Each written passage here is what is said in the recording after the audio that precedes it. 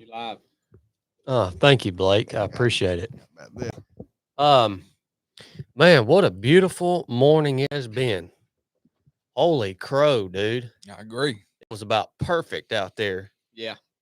Team PT bike ride this morning. If you're on Patreon, you already know that because you got to see a little bit of behind the scenes footage about how Blake and Chili were little poopy pants about this, and they drugged their feet all morning, and Chili finally scrounged him a bicycle up, and but man, it started off a little bit rough with the mudback tortoise. What happened? Well, I was there. we have a mudback tortoise. It's a rare and endangered species. But one of them left, are they? First time I've ever seen anyone almost drown in a mud puddle. I suspect next time Corn goes on a long bike ride, he's going to have his life jacket on. It was deep, son. So, Corn, you have to tell us what happened, man, because from our perspective, it looked like you just decided to fall over into a mud puddle. Well, when you was going beside it, you was pedaling rather fast, and I said, "Well, he's just playing around." You know why I was pedaling fast? Because I have to keep my bike in such a low gear to go as slow as you ride your bike. I said, "He's just playing around." Like, what in the world is he even doing? So when I come through there, I was going to try to let it eat. You know what I mean? That's the best time to put power down, right when you're in a mud puddle. And the back tire slung around to the left, and my body went to the right. Look, Corn went rolling up, just right on through, got in that mud hole, and just all of a sudden just fell right on over, and then just laid there. Yeah, let's talk about why'd you decide to just lay there for a while. I would Chili.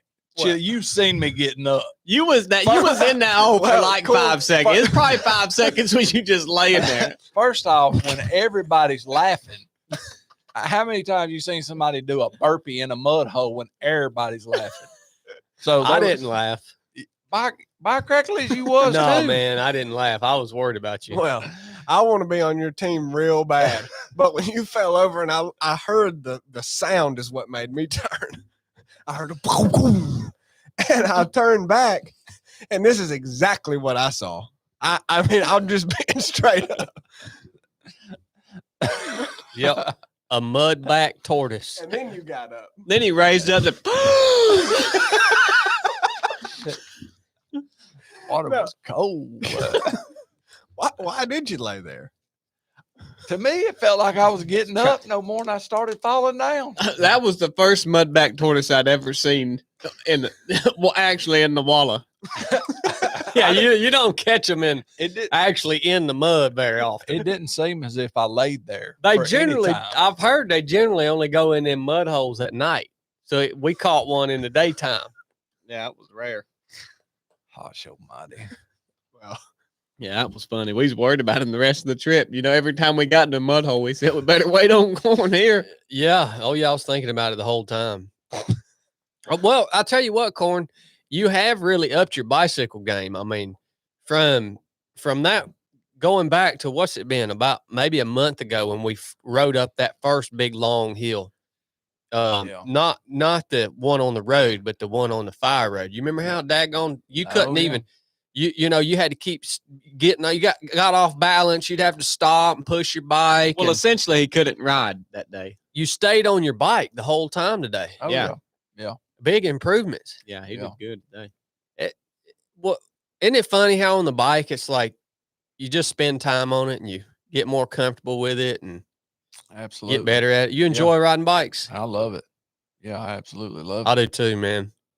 There's two things I like about it. One thing, I like the amount of country you can cover in a short amount of time. Another thing I like about it is it's just fun in the sense of like a little kid fun. I mean, I grew up riding bikes. I don't know about you, but we grew up riding bikes around the neighborhood. You know, you'd find you a Coke can. Did you ever do that? Find you yeah. a Coke can and stick it down in against the frame and the back tire where it sounded like a motorcycle. Yeah. You know, I remember getting a bicycle for Christmas one year, a brand new Huffy. And I mean, I was so pumped about it. I brought it up there to the neighbor's house, the elderly neighbor, Mr. Green, and I had to show him my new bicycle. I mean, it was a deal, son. Riding bikes. Yeah. And something about riding a bike as an adult just connects you with that fun and freedom that you experience as a kid on the bicycle. And I guess the third thing I love about it is it don't beat you to shreds like, a 20-mile run would. We go on a 20-mile run as out of shape as we all are. We'd be in here sitting on the podcast half asleep right now. We can go on a 20-mile bike ride and just get a pretty good workout in, move our bodies a little bit, have fun, watch you roll around in a mud hole, and we're still good for the rest of the day. Right. Them 34 stones, they was pretty rough. If you hit on them and got center of those, those will wear your tail out. Oh, I hated that. I rode that loop last Thursday, and I got on that section of gravel. I hate riding it. I tell you what, I think about 80% of the gravel roads on TNGA are that stone right there. Really? Awful. Yeah. It's the terriblest stuff to ride over, man. Yeah. It don't wash like the other, though. That's why they use it. It don't wash out. It don't have dust in it. Well, if it gets traffic on it, it'll kind of mash them down into the mud, Right. and it flatten them out a little bit. But if them roads don't get no traffic on them, so it's just all loose, freaking mini boulders. Yeah. That stuff will beat your bike up too, man. That'll dent your wheels. I've had them fly up and hit me in the shins. All kinds of terrible crap. You got a big ride coming up, right? Yeah, in a couple of weeks, 2 or 3 weeks. Well, tell the people about it, man. Well, it's going to be all concrete. It's going to go from Smyrna, Georgia to Anniston, Alabama. According to the map, that's about 94 miles. So we're going to try to figure out getting 6 more miles somewhere, probably around the town of Anderson, to make it an even 100. That's what we're going to try to do. How are you going to split it up? What's your plan? I'm still figuring the plan out.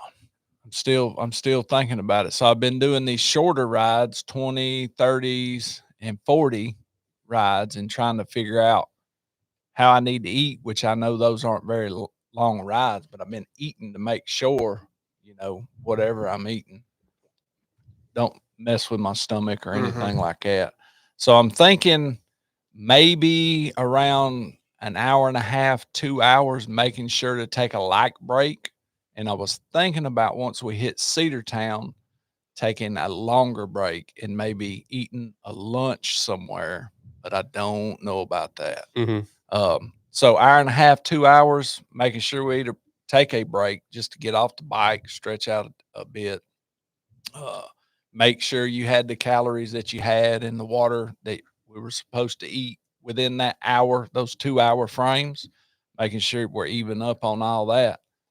And then thinking about doing a lunch break in Cedartown, like 45 minutes inside Cedartown. But I don't know. I know if we sit down to eat a lunch, probably this is just my thinking. So I'm thinking Cedartown's going to be around mile 50 something, close to 60. And we're going to try to make sure we stay at about 11 mile an hour pace. So we should be getting there within under 6 hours. So don't want to eat a great big lunch, but I think that's probably going to be something to have to fight, like sitting down, going in a restaurant. Well, what's wrong with that? Well, I don't know. That's what I'm saying. I'm just trying to figure that out in my head. I ain't got an idea. First time I've ever done anything like this. I don't know. I came through Dalton on the TNGA, and there's a daggone hamburger joint down there in Dalton. Yeah. I don't know if y'all ever seen it. I haven't forgot what it was called, but I ate a hamburger. I bet it was 4 pounds, dude. The good thing about the bike, man, I'm talking all kinds of good things about. No, I ain't kidding you. There's a hamburger joint in Dalton. Look it up, Blake. It's this hamburger place, and they got that. You can get like hamburgers with like peanut butter and jelly on them, chili, all kinds of stuff, avocado. I mean, it's just a little hole in the wall. Willie's, yeah. It is the nastiest, greasiest fly hole of a hamburger joint you have probably ever seen in your life, son. Well, here's how they would describe it. You tell me if this is accurate. It's a snug bungalow with Southern Bites. Would you? I don't think know that's if it fair? was snug. There were flies everywhere. Well, that's snug. There, yeah, you couldn't even hardly sit down and eat your burger because there were flies Your everywhere. house is snug. There's flies everywhere at my house too. Yeah. Well, when you get back on the bike, see, you're going to be on smooth surface, so it's not going to be jolting your gut. Right. Well, See- is the fear that you're going to sit down and get real tight and not want to get back up? Yeah, eating a big meal. Yeah. And Well, and- that that might happen, but guess what you do? Yeah. You just get back up and get back yeah, on the right. bike. Yeah. Yep. Yeah. Yeah. I would enjoy it, man. If it was me personally, I love that about bike packing. Yeah. Races, riding into a town, finding some place to eat, sitting down, eating and then getting back on the bike and going again. Right. Yeah, I mean, the temptation to just sit down and not get back up and ride is going to be there regardless of whether you go get a meal or not. Well, yeah, every mean- time you get off the dang thing. Right. So yeah, plan it out the best you can with food. And I don't think that's a bad idea. But That when way you, you'll give you something substantial too. yeah, and when you get back on the bike, give yourself about 45 minutes or an hour to let your food settle and just be pedaling, just be moving, but don't get on there and just start hammering it Right. immediately, It'd be good too to eat something else in 10, 12 hours, Yeah. other than just daggum peanut butter sandwiches. Yeah. Right over to that catfish joint over in Alabama, top of the river. Oh, Uh-huh. gosh. That's in Gadsden. Where they got that hydrogenated oil butter. That stuff It right ain't even there. real butter. That stuff will Why- do you good. So, did you eat there with us that time, Yeah. Chili? The last time you Let ate me there? tell you what, man, that there is not, I don't know that there's a good restaurant in all of Alabama. well, there's one. What's the name of it, Chili? It's a little bit further. in Bessemer, Mm-hmm. Bright Star Cafe. Yeah, you got to go there. That's I the haven't only ate one. there. Alabama is like going back in time, dude. That place is a hole, son. There are so many pores in Alabama. Here we go. There are- What do they look Dude, like? Alabama is full of pores. As soon as you cross the line, you just pores everywhere. I don't know why. I mean, look, man, like if you're gonna get groceries I'm in Alabama, looking. you're gonna go I'm to the looking. Piggly Wiggly, man. You're gonna be able to get you some daggone 2% milk that's hydrogenated, pasteurized, 2%. freaking $1 for a whole gallon, 80% off, son. Can't That's even that. get skim milk. That's that bulk sausage country there, son. It is, man. Sausage in a can. Dude, Alabama and Mississippi is poor, son. Y'all ain't noticed that? Just Oh, yeah. the whole state, Yeah. you're saying? Yeah, I mean, you go through there, dude. There's just nothing. It's I just. like both them states. Do you really? Yeah. I mean, I personally would live in Alabama. Yeah. Yeah, I would. Yeah. I would live in Alabama. I don't know where I would get decent groceries and stuff for. I guess I would have to hire one of those poors to tend my garden or something. Oh my. But yeah, Whoa. that's all I can figure. I like Alabama. I don't know if I like Mississippi or not. I haven't spent enough time there. I went coon hunting in Mississippi one time. I went with some guys down there. We did a coon hunt. Couple days we were down there, but we went down into the little village there, and it was like Mayberry in the Andy Griffith show. There was one restaurant, and it was like a Saturday night, and every Saturday this restaurant would do a buffet, fried catfish buffet. Yep. And I'm not kidding you. I believe everybody that lived in this area had descended upon this place. Yeah. It was shoulder to shoulder packed. That should be. Now, let me tell you, the food was good. I mean, that food was off the chain good. I like Mississippi. Not good for you, but it was good. I like Houston, Mississippi, and they say it's pronounced Houston, but I ain't saying that. But I like that. I like some. We southern drove Mi- through some Mississippi. southern Mississippi. Yeah, Monroe. Yeah, We like Monroe. I do like that. The Washita River. Yep. That's down there where Phil Robertson and them boys, they live somewhere on that Washita River. That was a cool. That's a looking pretty river. Mhm. Yeah, it is. But what do you think about top of the river? Dude, in Gadsden. that place is a freaking hole, dude. But it's packed. It's better than It's- that Mexican joint. You can't even consider that a restaurant, Blake. You No. that was like a breeding ground for cockroaches. Yeah. I think they were raising cockroaches in this place. Probably were for fishing on that river. I bet people use them to fish with. I don't think there's many Mexicans in Alabama. That's why the Mexican joints don't do so well over there. You've been reading the census? I was just making an assessment, as I travel through. Speculation. Yeah. But no, top of the river, man, it's packed shoulder to shoulder with pores.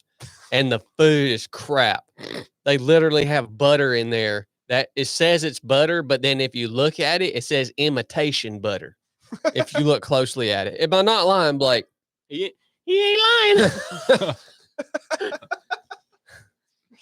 I ain't doing it, I man. can't believe it ain't butter. It's right there. The back deck hangs off of the Coosa River, Yep. and the Coosa's so nasty right there, dude. Beautiful.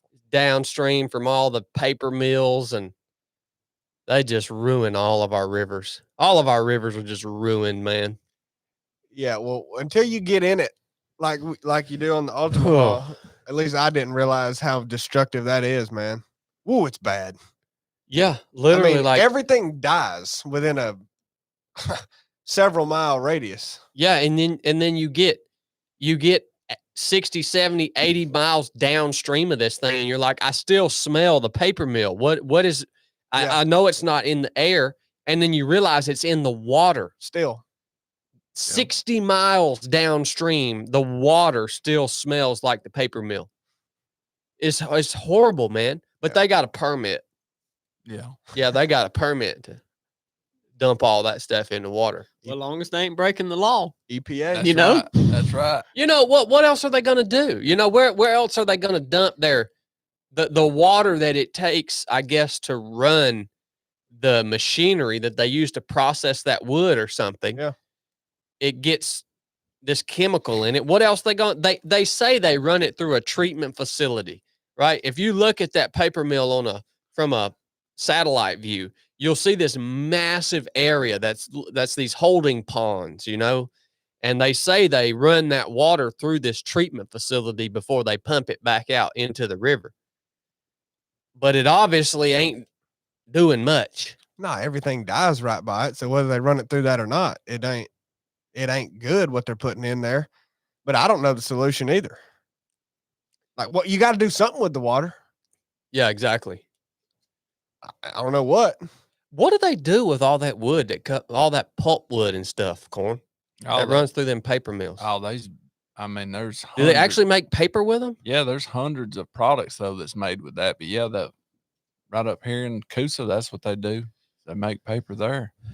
Yeah. But there's countless products that's made from wood. Countless. The interesting thing though is if they was using the water to begin with and they send it through treatment, but they don't want that water back to use it again because it ain't no good. Right. And that's why they dump it out. If they can treat it and it's good water again. Mhm. okay. Saying why can't they recycle it? Yeah, why ain't they keeping it? It's because it ain't no count now. Yeah. Yeah. And they pull massive amounts of water out of the river too. It Right. actually affects the flow and the water level of this massive freaking river. They're pulling so much water out of it. Yeah. Just hundreds and probably millions of gallons. Here's the deal though with stuff like that. I'm real good at identifying problems. Like that's a problem. But I ain't real good at finding the solution for that. That's what I'm saying. Yeah. What's the solution? To Like, continue to make the products that are needed, but not destroy. it would have to be some more advanced water treatment Yeah. process Or even just a more, actually filter it and clean it after you've used it. I mean, maybe that's what you should hone in on. Like a better process for that. Poppy said the Coosa paper mill shut down. Is that true, Yeah. Corn? I don't know. I have heard they're shutting it down. They but shut it down or they're shutting I it think down? they're shutting it down. Well, it may be at this point shut down, but I know in just recent months I have smelled that paper mill. Yeah. So Those paper mills are big industrial monsters. A lot of them produce their own, or they supplement their own power, like the one there in Coosa. It has these big, humongous, massive boilers that they take and feed with mulch to develop heat, and somehow or another they produce it in the power, but they have to have water to cool everything that comes in through there. They use water for all kinds of stuff. Some of them use water to float bark away, to get it out of the way, so they ain't got to keep digging up the ground while they push it. They use water for all kinds of stuff. What's that plant on the Altamaha that start like not 20 miles in? That's always rolling that steam. That's a nuclear power plant. Is that what? Okay, I never got a good look at that. Yeah, because there's one right by in Chickamauga where close to me.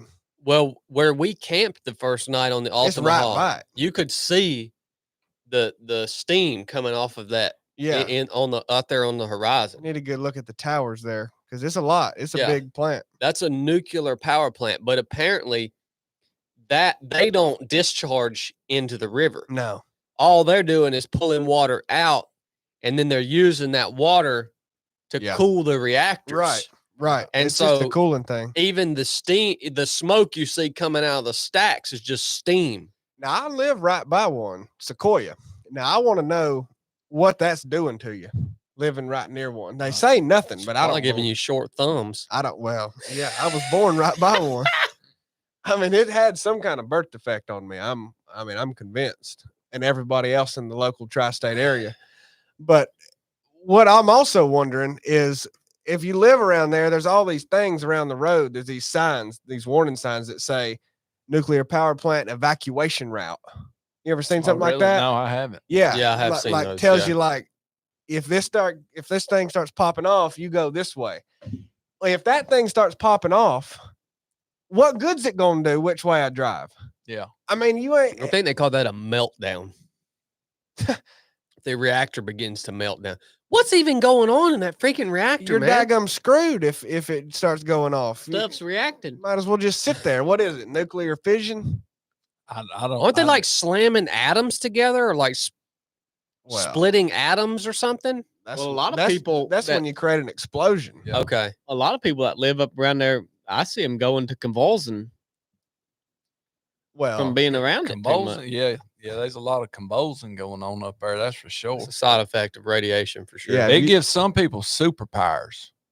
There was a dude that's from there named Noah Cochran that was super fast on his feet. I remember that guy. Yeah, it gives them superpowers. If you run into him, I bet he smokes you. Well, you I probably bet he won't. smokes If you run into him, it's because y'all going opposing directions. You ain't, Yeah. you will never catch Well, him. I heard he went into an orbital And then plane. retired. Nobody's seen him. Mm. He's been gone for a long time. So they can give you superpowers. Well, that is a breeding ground up there for convulsing. Yeah. I don't know about. I don't know. I don't. You ever heard of Block? A dude named Block. Yeah. Yeah. Block Cochran? Yeah. Yeah, he was from Tennessee. Yeah. Sure was. Now, speaking of Tennessee, I don't like Tennessee. I don't know if I'm prepared to come out against nuclear power plants, but I am prepared to come out against Tennessee. I don't like that state. We'll do it. In what fashion? I don't like the They ain't state. got now state income tax. I don't care. I don't like the state. I don't like the culture. I don't like the way the land lays. I don't like the way the state is shaped. The culture. I don't like nothing about it. Tennessee. Even the name. Yeah, I don't even like the name of it. And all the cities are the same. I don't know the difference between Chattanooga and Nashville. Somebody says come up to Nashville. I'm like, well, I think I'm going to Chattanooga the Or whole Memphis. time. Yeah. There's a thing on YouTube. It's called the Heartland series. Did you ever watch it with Bill Landry? And it's all about Tennessee. If you watch that, I guarantee you change your mind. It's mesmerizing. Chad quit taking calls from Tennessee numbers too. Yeah. No 423s. Mm-mm. I don't like that state, man. This It's would be the just one. now way it's an low on the 865. list. Exactly. Yeah. Way low on the list, man. All right, back to your bike ride, Corn. When you leave Cedartown, are you just riding this straight through? Think about me. Yeah, straight through. So it goes from Metro Atlanta and then comes through rural West Georgia into some rural East Alabama. Yeah. Well, so y'all aren't planning on stopping and camping or nothing like that. No, I'm actually thinking about, and this unique thing too. Never done this before. Like all the bazillion thoughts that are going into my head on like how I should try it, how I should do. Like I was wanting to get a 70-something mile ride in, and then I was like, well, why would if I do 70-something miles, I don't Yeah. have but 20-something left. Yeah. Like that makes literally no sense in my thought. And I don't want to put a bunch of ifs on there to give us some outs. You know what I mean? But I'm thinking about if we make it there in decent time, turning around and coming as far back as we can back to Georgia. You saying I mean, that'd be a 200-mile ride.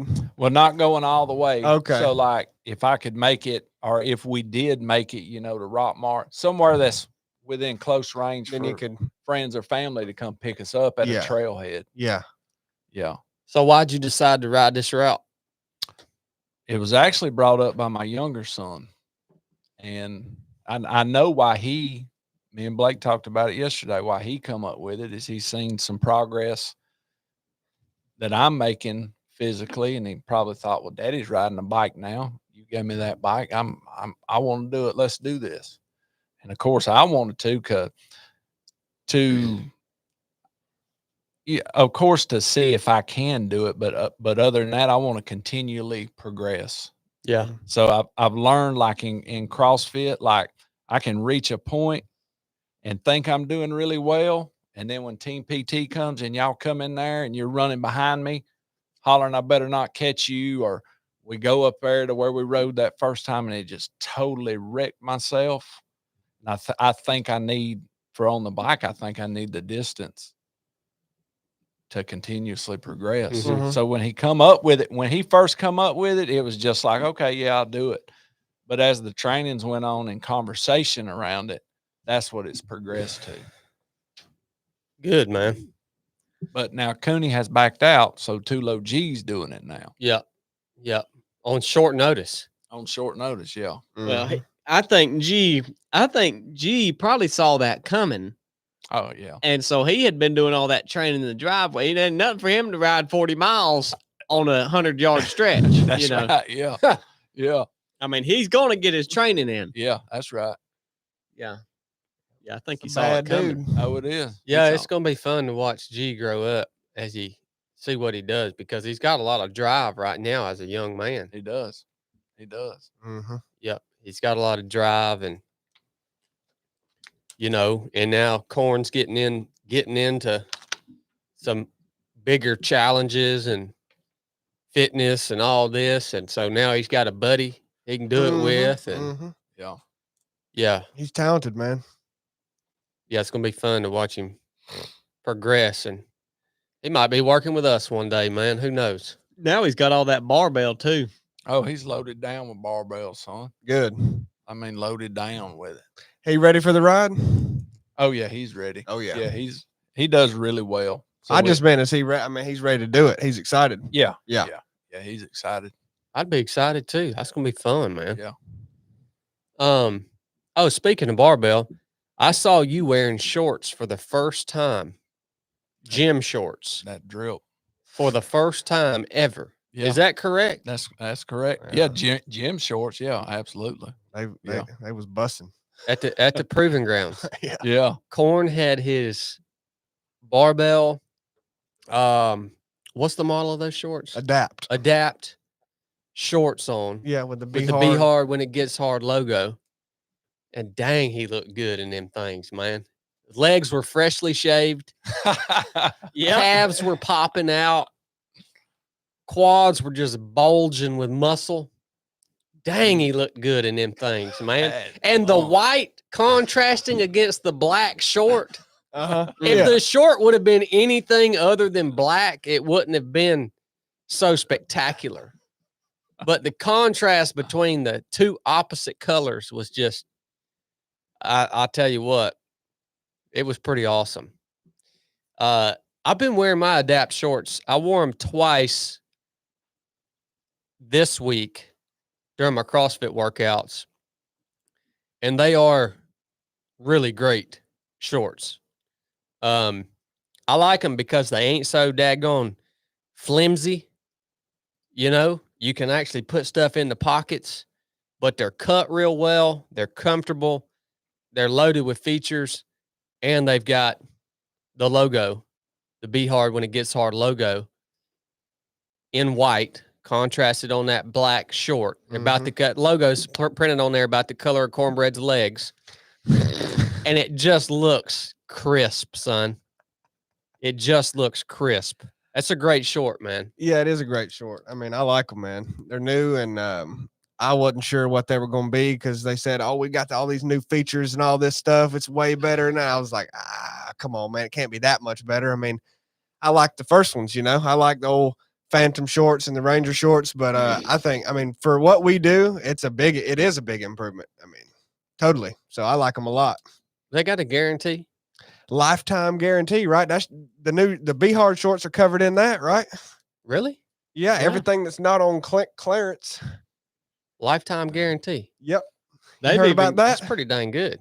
They've even got a thing where if you outgrow your clothes Yeah, because you body lose, transformation. yeah, so you get too fat or Yeah. you get too muscle, then Yeah, rip it, tear it, wear it, live in it. Yeah, everyday use gets it torn up. Lifetime guarantee, and I like that it's also covered by you drop down a few sizes, a few notches. or say you decide you want to quit working out and you go You up, a few sizes. I Get you a mean, new pair. yeah. How about that? They ought not give shorts to fats.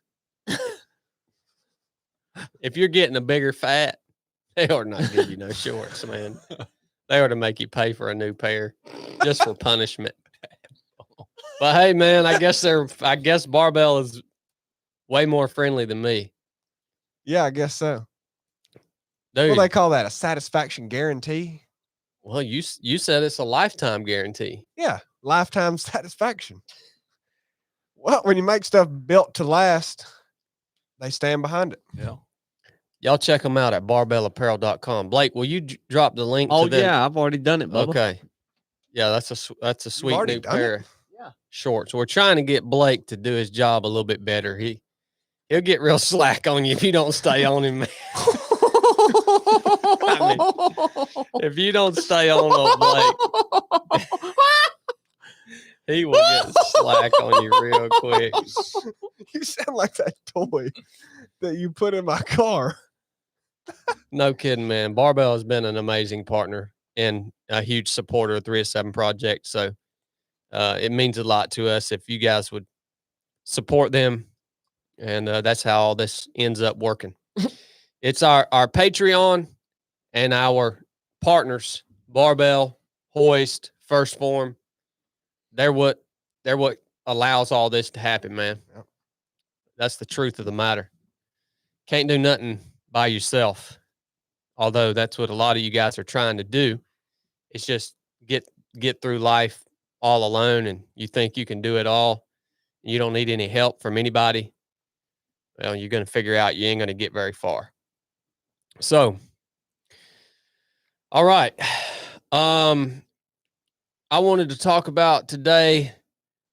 Well, one thing, every now and then you are made aware of the absolute despair and hopelessness that is the reality for some people. Like that's their everyday is just hopelessness and despair. And you forget that there are people out there who go through life and spend just most of their time pretty much hopeless. Like I forget that because the people that I'm surrounded by have hope. All of us, right? You guys are my people and y'all are who I do life with. So you just lose the perspective that, dude, there's some people out there that are really, really hurting in terms of despair and hopelessness. Like I'm not talking about physical pain, but just like what the heck? Why am I even here? What am I doing here? What's this all about? Right. And you can't come up with a good answer. And so I was having a conversation with somebody the other night, and they were telling me about another person who was in that place of utter hopelessness and despair, and it didn't look like they were going to make it out of it. And it just really made me consider how important the gospel is. Like, and the weird thing about the gospel of Christ, when you try to break it down, is when you first hear it and you choose to accept the gospel and believe in the gospel and what it says about Jesus and what it says about you, you accept it, but you don't immediately understand the power of the gospel. Even if you think you do. It's like, as I've been through this journey of faith and this journey with Christ year after year after year, I have an increased love and appreciation for how powerful the gospel is to deliver us from despair and to deliver us from hopelessness. It's the literal cornerstone of the rest of our journey through life. And it is the only permanent solution to heal a person's mind. Without it, you will eventually find yourself being hopeless, or find yourself in despair. You will eventually get to that point. You might have a lot of resources in this life. You might have experienced success. You might have it all going on. But you are going to get to the point where you grow old and you get ugly and you die. All of that, everything that you think you have, everything in this life, everything of this world that you think you can find hope and purpose in, it will be snatched from you. Either at some point in your life because of some unforeseen circumstance, or it will eventually be snatched from you by your literal death. And you will die in despair. You will. And I just want people to understand how, and I know I can tell you this, but until you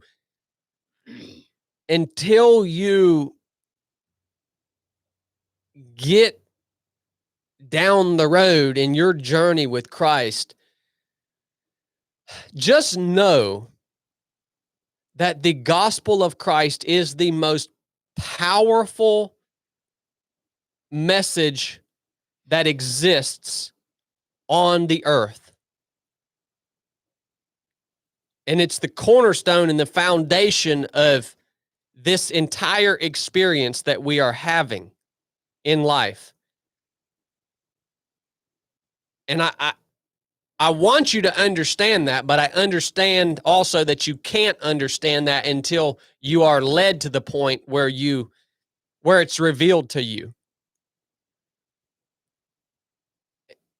And I just want to say, for anybody that's listening to this podcast today that is struggling with hope, that might be in despair, which is the absence of hope, the absolute absence of hope, I want to tell you that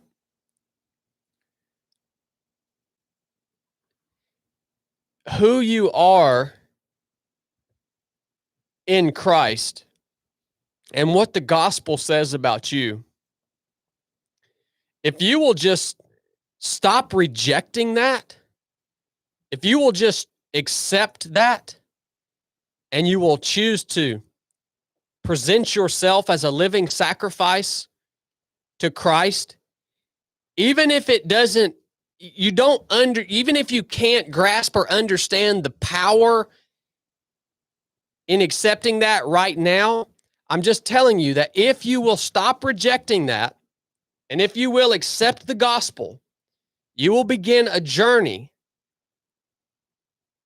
that I am 100% confident in the fact that it will heal your mind of this place of hopelessness and despair that you have found yourself in because you have for so long been clinging to yourself and been clinging to the things of this world and been clinging to your own abilities and your own endeavors and your own strength, and all of these things are failing you.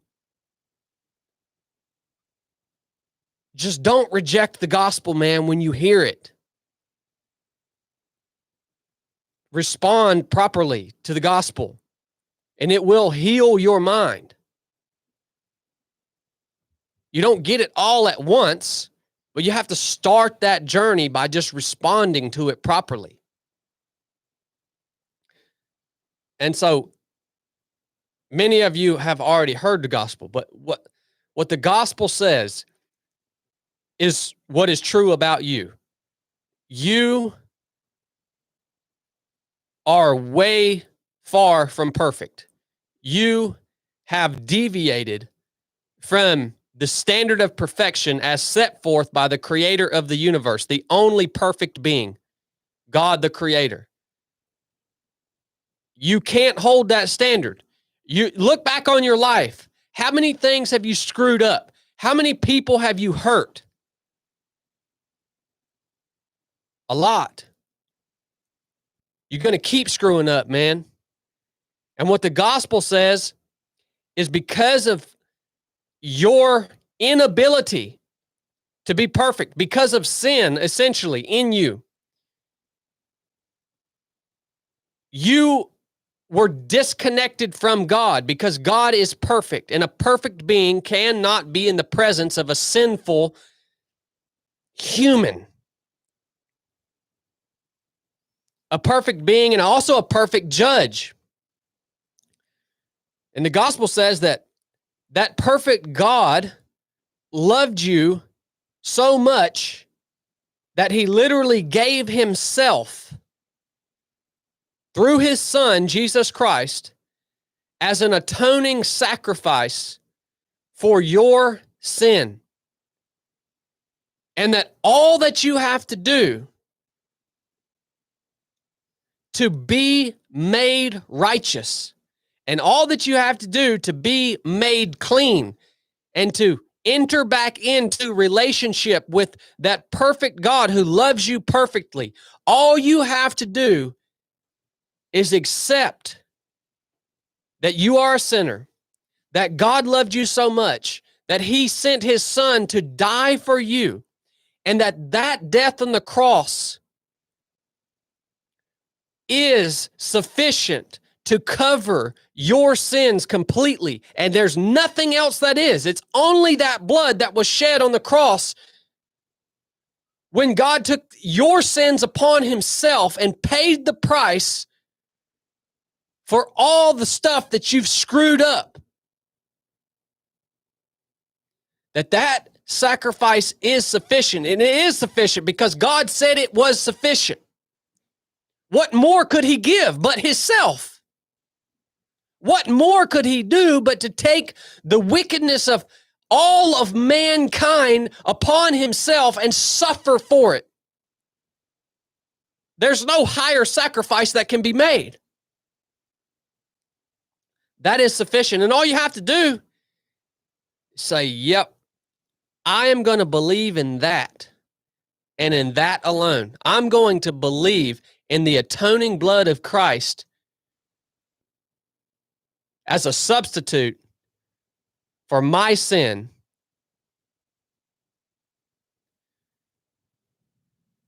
And that alone. And I'm going to repent from who I was, meaning I don't want to be wicked anymore.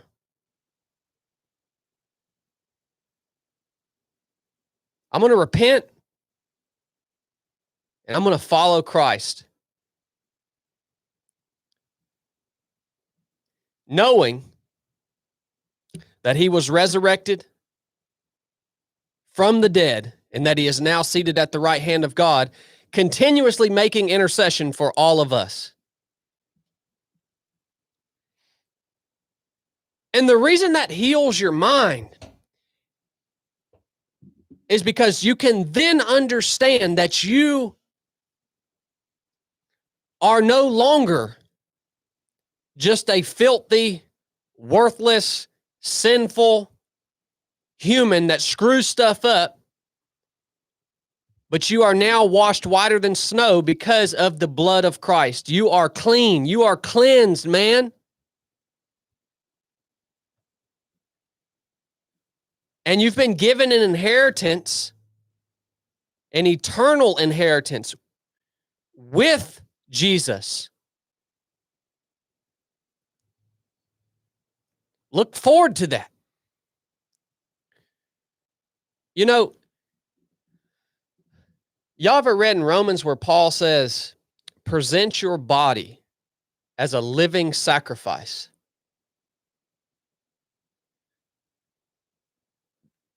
That's what you got to do, man. Like when I say repent, turn away from yourself, it's present your body as a living sacrifice unto the Lord. Your body is going to be sacrificed to something. You might as well make the choice to sacrifice your body to something that's worthwhile, to something that's true, to a perfect God who loves you perfectly. So there is a cure for hopelessness and despair, and it is responding to the gospel and believing the truth of who you are in Jesus Christ. That's the cure to despair.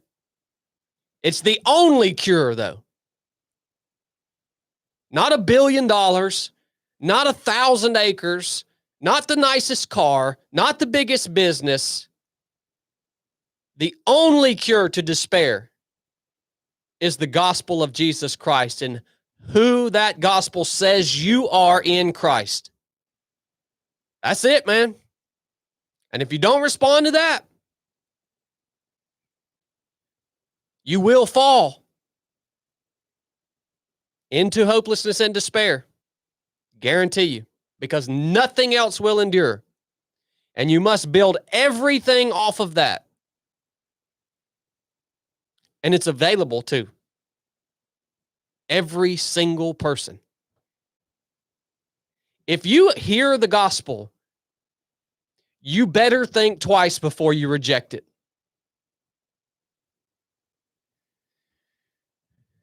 You are hazarding your eternal soul when you choose to reject the gospel after it's been presented to you. Because you may not ever get the opportunity to respond to it again. And it is very possible that you will simply be turned over to a reprobate mind. Rejecting the gospel when it is presented to you is a very, very hazardous decision to make.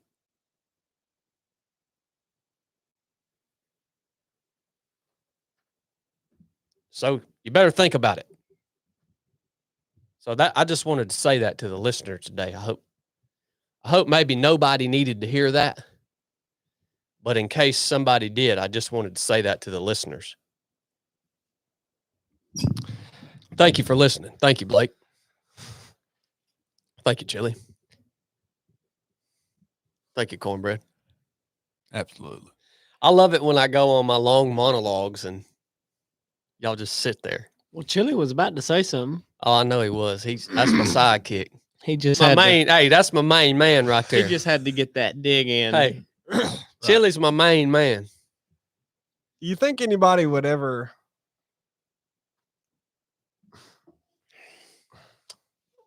I don't know. Do you think anybody would ever ask why do I need hope? Like that's one of those self-evident things, really. Well, It's kind of interesting. well, yeah. I mean, most people will ask that question until they experience a moment of crisis. Right. And that's my point is the moment of crisis is coming. Yeah. Why do I need that? Whether it's when you're okay, you might not need that Yeah. until you are laying down and you are about to freaking die. And then all of a sudden you're going to have a moment where you need some hope. Like that moment of crisis is coming. Just hopefully it comes before it's actually going to cost you your dying breath. Yeah, you almost have to come to this moment of crisis or you almost have to experience despair to realize why you need hope. Yeah. Yeah. You got anything to add, Blake, CB? I think a lot of people though that level is it full rejection, because like most addicts, they thrive in adversity. I did when I was full blown drinking. Like the harder it was, the better I thought I was doing, but I really wasn't.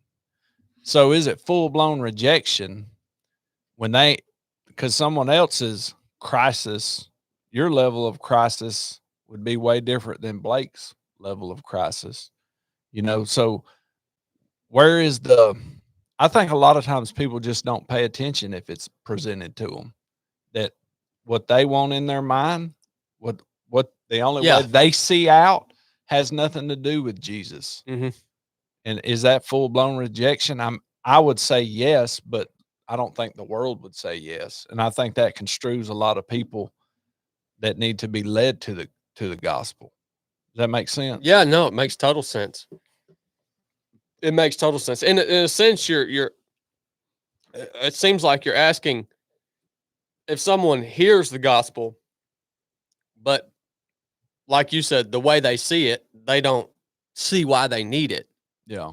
So they don't really pay much attention to it. Yeah. Is that rejection? It's a good question. I don't have the answer for it. And what if it's presented to them in just a horrible way they're unable to interpret what's going on? You get what I mean? Yeah. So somebody that's in crisis, there's no telling where they are. Maybe they're in prison. Maybe they don't have an access to a Bible. In our mind, not having access to a Bible is like, what are you talking about? There's people that ain't got access to the Bible. Mm-hmm. I mean, we know this. Mm-hmm. Maybe somebody's just totally whacking the gospel out and they can't even understand it. Where's their hope going to come from? Well, if you're presented something that's not the gospel and you reject that, well, then you didn't reject the gospel. But the question kind of becomes, or a different question is, what is in us that is basically innate, that knows the need that we have, but chooses to reject that without hearing anything? Self. Right. I mean, I could postulate that whether you hear it, or like it's two different things, but there's a level of rejecting it just innately, regardless of what you've heard, when you depend on yourself for anything. Like when you continue to look at yourself and look for yourself to be the help that you need, because everybody needs it. Like there's no argument that, oh, well, this part you don't need help. This person doesn't need help for anything. That's not even an argument. So They can act like they don't. Yeah, but everybody does. I mean, it's. I preached a whole message on Sunday night on Resurrected for Patreon about the sin of self. Did a whole 45-minute talk on it. I don't know. Did y'all listen? Did you listen to it, Corn? No. Hard to not be yourself, though.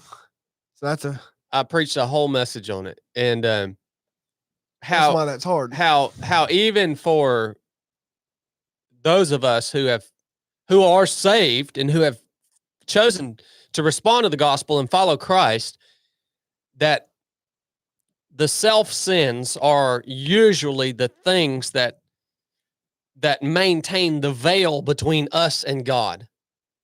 And we talked about all different types of things. We talked about self-righteousness, self-sufficiency, We talked about self-love. It's pride. We talked about all manner of self-sins. And it was interesting because one of the members there on Patreon said, a couple of these things, I've never thought of them as part of my sinful nature. Like, hold on, you're telling me Self-confidence. You're telling me that self-sufficiency is part of my sinful nature? And I'm like, yes, that is part of the fibers of that tightly woven veil that prevents you from actually beholding God the Father for who he is. And Bean joined in, and Bean said something I want to share with you guys. And he said, when you actually, like, I want to say, he said, like, kiss the face of God, or essentially he used it as an analogy. Yeah. Like how when you kiss a woman for the first time, how it becomes intoxicating and you stop thinking about all the other things that you might have used, that were so spectacular, but you just became infatuated with this woman, And so he's using an analogy here. And the point of asking and begging the Lord to rip this veil of self that stands between you and actually beholding him for who he is as your Father. The point in asking him to tear through that veil so that you can behold him is because when that veil is torn and you behold him, and if you want to use Bean's words, you kiss the face of God, that you can't help but just become infatuated with him. That everything else in life just becomes dull. Every other thing in life, money, status, business, it just all becomes dull, man. But the main barrier, especially for the people of the body of Christ, the church, the visible church, the veil a lot of times is not necessarily the outward sins that we like to talk about. Adultery, drunkenness, all of these things. Right? It's these because we don't have near as much trouble crucifying those outward sins as we have allowing the cross of Christ to do its deadly work on ourselves. You see what I'm saying? Yeah. And so that's why the veil remains. And that's why so many of us go through our lives and we are saved by the blood of Christ, and we've accepted Christ, but we still want to cling to all of these other things because we haven't been able to behold him for who he truly is. And so therefore, all of these things in this world still look bright and shiny because you haven't actually got yourself out of the way to understand the truth and to behold God for who he is. It's like, yeah, man. Yeah, that was a tough one for me to even study and to write and then to preach on, because I saw so many of those self sins in myself. Even just things that you do to draw attention to yourself. I had to really assess myself as I was writing this message out, because a part of self sin is self promotion, which is widely accepted in the church. Self promotion. How many pastors and teachers and people, you're promoting yourself. Not for the sake of Christ, but you're promoting yourself. Like that. No, man, that's not the equation. God's equation isn't promote yourself so that Christ can be glorified. It's promote Christ. Yeah. Why do you have to be involved in that? But you understand how so many of these self sins are widely accepted. That's why they're so subtle and nobody will call them out because we accept them. Was that not where every outward sin starts? Yeah. Everything's tied together. Yeah, everything's tied together. But I even had to assess myself, like when I'm posting on Instagram and stuff, like what is this about, man? Is this self-promotion? Yeah, I think a lot of those are so accepted that it's not even thought of. 100%. Like 100%. Not even thought of at all. I would never think that you was self-promoting anything. But I know you as long as I've known you, and I know you for who you are. Whether it is or not, I can't tell you. Only Your the Holy thoughts- Spirit can reveal that to me. Exactly. Yeah. Well, that's why everything is so difficult you can find a problem with everything. I mean, like to a degree, some things are self-promotion. I mean, you're running a business. I mean, then you promote your business. Well, that's I mean, that like where is the point of what's okay? And that's that everyone comes up with their own conclusion, because you'll find most people say, well, I don't like, look how that dude's self-promoting. I don't like how he does that. Yeah. Well, but look, that dude's self-promoting, but he's doing it in a more. So you're exactly right, Chili. And that's why the final question I asked, it's really funny that you said that. Like everybody's coming up with a different conclusion, Yeah, right? Like, yeah. because the final question I asked on Resurrected was, okay, well, now that we've identified these self sins, how do we rid ourselves of them?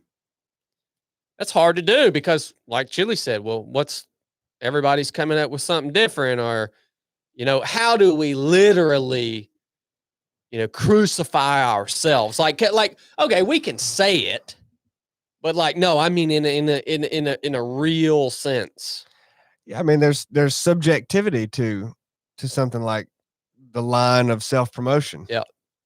Yeah. Because nobody wants to sit here and say, and I mean, I'm not saying I disagree with this, but that it's wrong to have a business.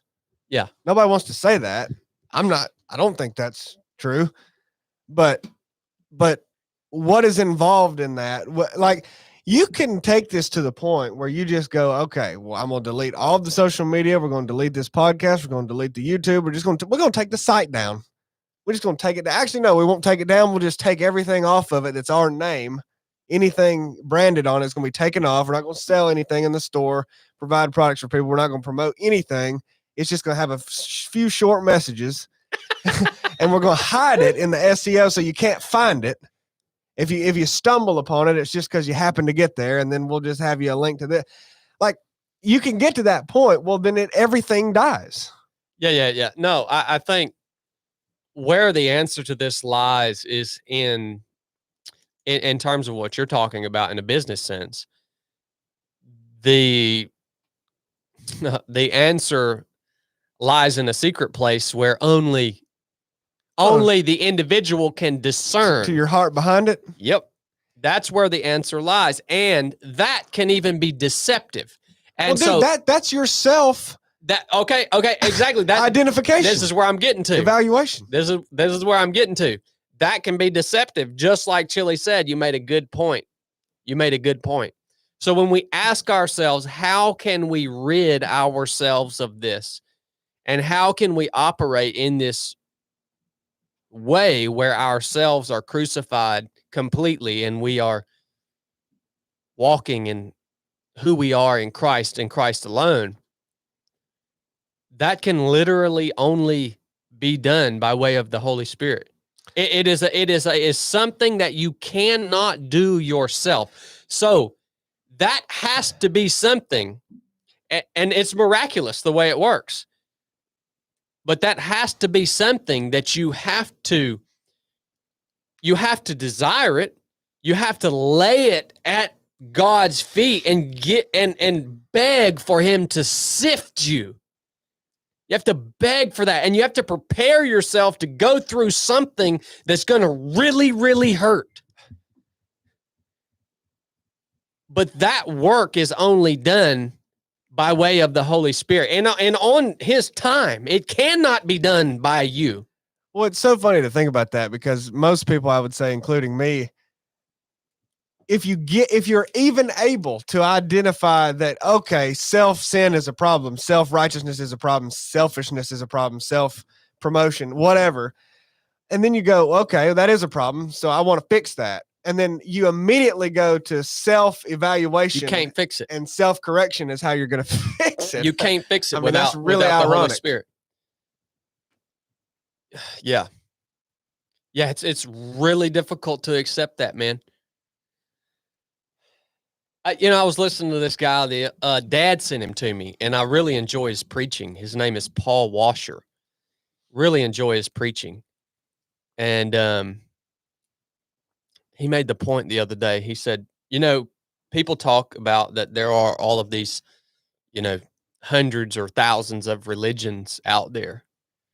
Yeah. And he so eloquently states that no, when you boil it down, there are two. There are all of these religious philosophies that say, if you do this, you will get this. And then there's one that says you can't do it,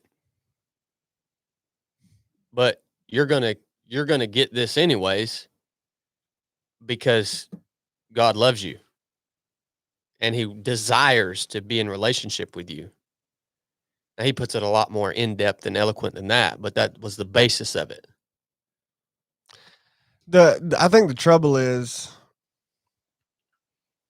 with that is when you look at the gospel and say, well, it's the one where you don't have to you can't do anything, you don't do anything. But then again, you have to believe, you have to accept the gospel. Well, that's something you've got to do. But then does that come down to you doing that? Or is that, you know what I'm saying? Yeah. Yeah. Like that would be the rub with that. Like you almost can't get around not having to do anything. Like, if that counts as something. Like, but then how is that even truly achieved through you and your own that's a question that ability? It's a question that we can't answer. Is the fact that you just heard the gospel today on the 307 podcast. Yeah. Is that because Chad decided to come on here and present the gospel? Well, exactly. That's a $1 million question in and of itself. Yeah. But nonetheless, you heard it. Now, how you respond to it, if you respond properly to it, is that because you chose to? Or is that because you were granted the ability to do so? Right. One, and there's one just fact of life as well that you can't get around is that you have to contend with that. There is no.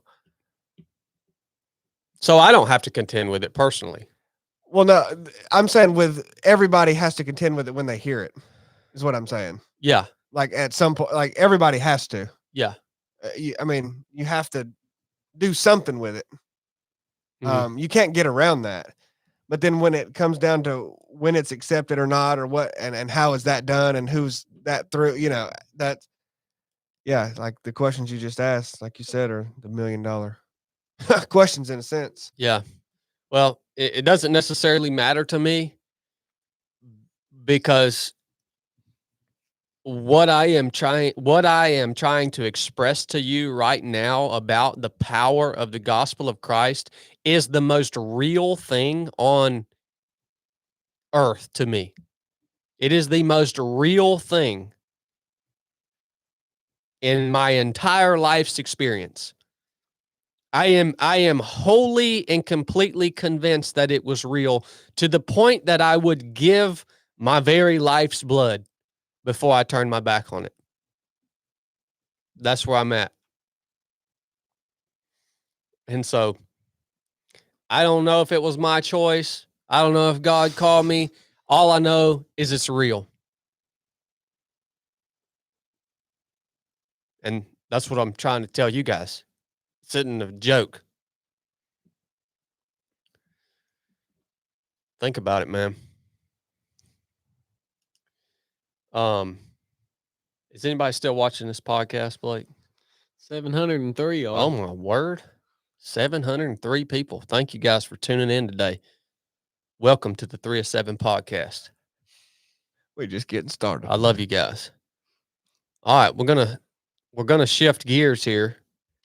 I just wanted to get y'all's input on I made that video yesterday on YouTube, the truck talk about federal law enforcement, and we have many former law enforcement officers in here today, and I wanted to get their take. I didn't realize it was such a big conversation. Should there be federal armed law enforcement agencies that can be wielded by the federal government in order to carry out punishment for the innumerable and convoluted laws that do exist today? So people kept saying there's a book out there called 3 Felonies a Day. And it was trying to make the point that pretty much every single day you're guilty of at least 3 felonies. What? You just don't get caught. That's how vast and convoluted the law is. And then our justice system, I mean, dude, you can talk to attorneys and lawyers, and if they're honest, they will even tell you how corrupt our justice system is. Mankind is not capable of justice. Well, it doesn't even need to be corrupt. It needs to be corruptible.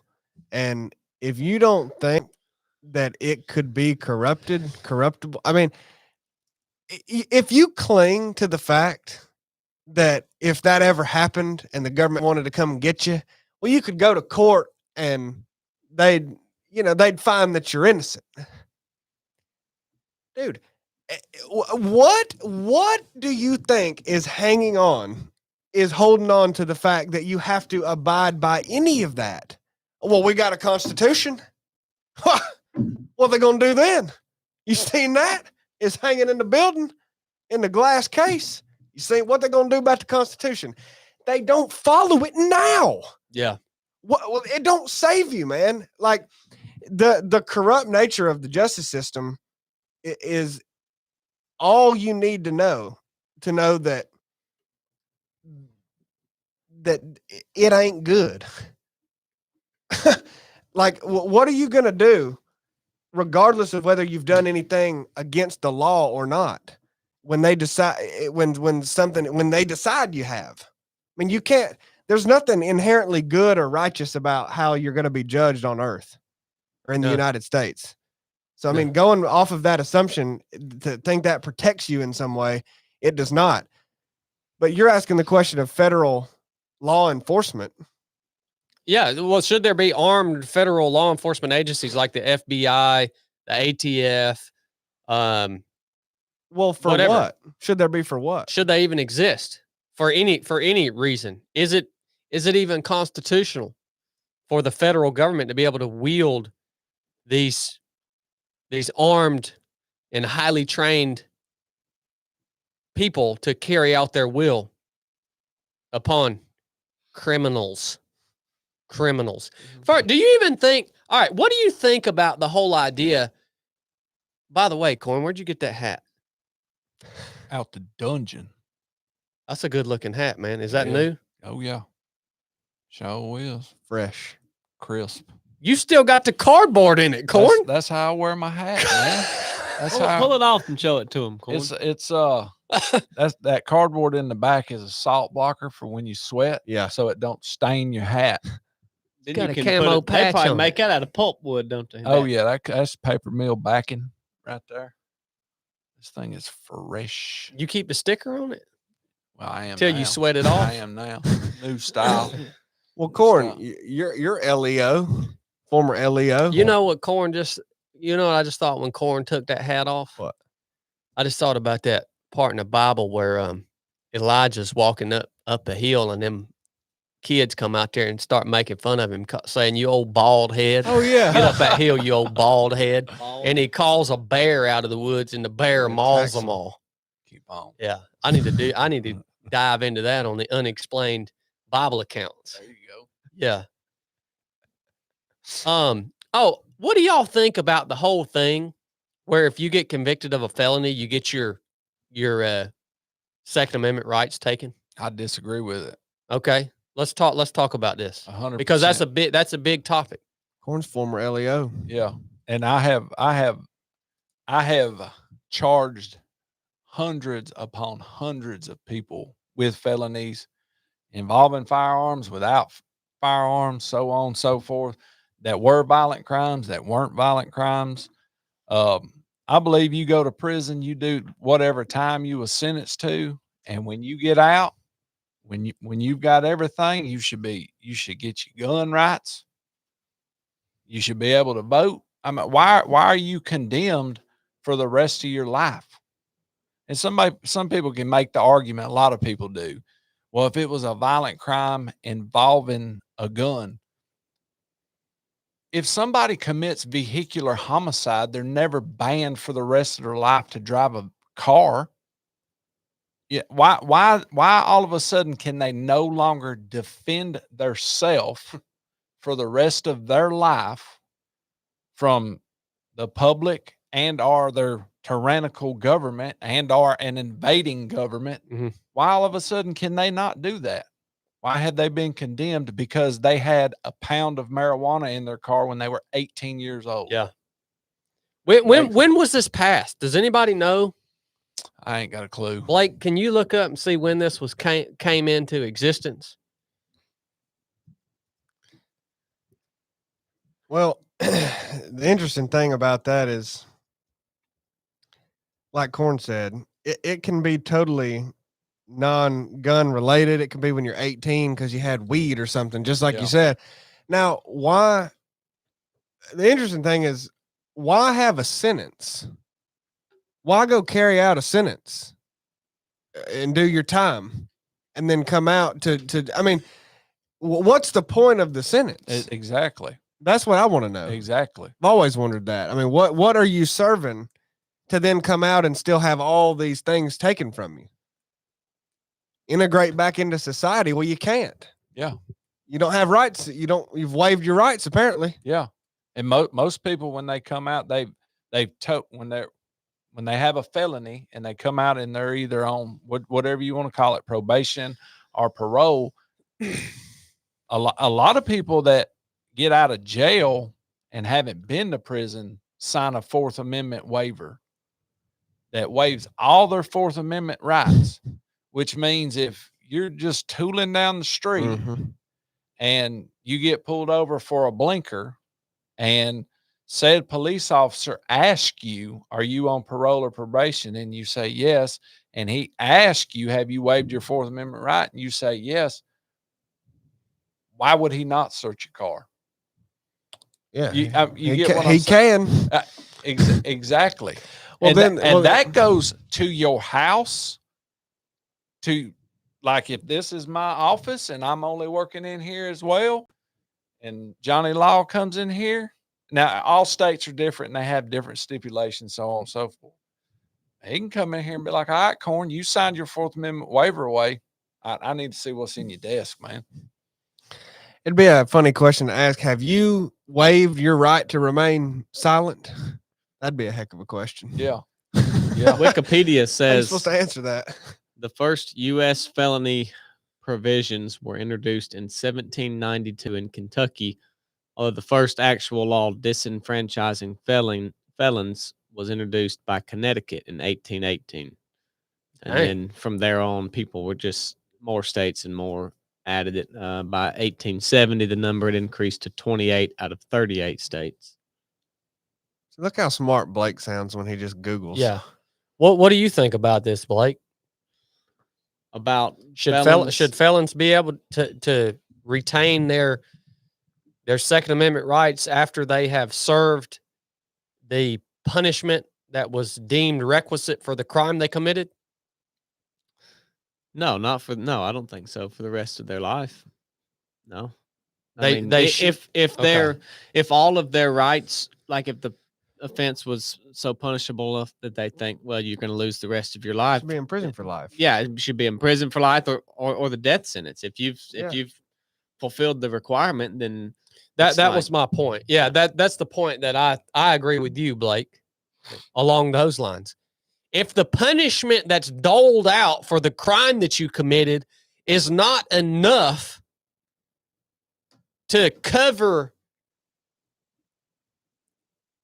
the price of the crime that you committed, then why even serve the freaking punishment? Yeah. Like,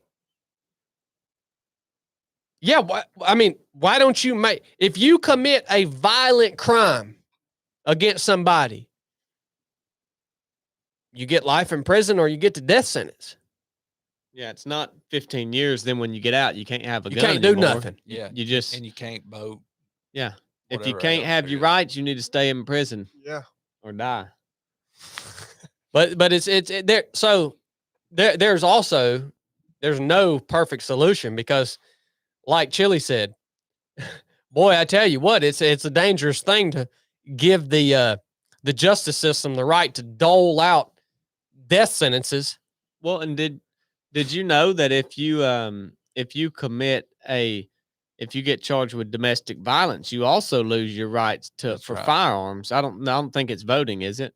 No, you get to keep voting. Yeah. But and that could even be a misdemeanor offense, right? And it could be, it could be as low as being in an argument with your wife and either being very boisterous, cursing, scaring the child. If there was a child there, and I'm not saying, this shouldn't be, but, and that child gets scared and said police officer arrives and believes that the child was scared, you get cruelty to children in, what is it, the second or third degree? Third, I think.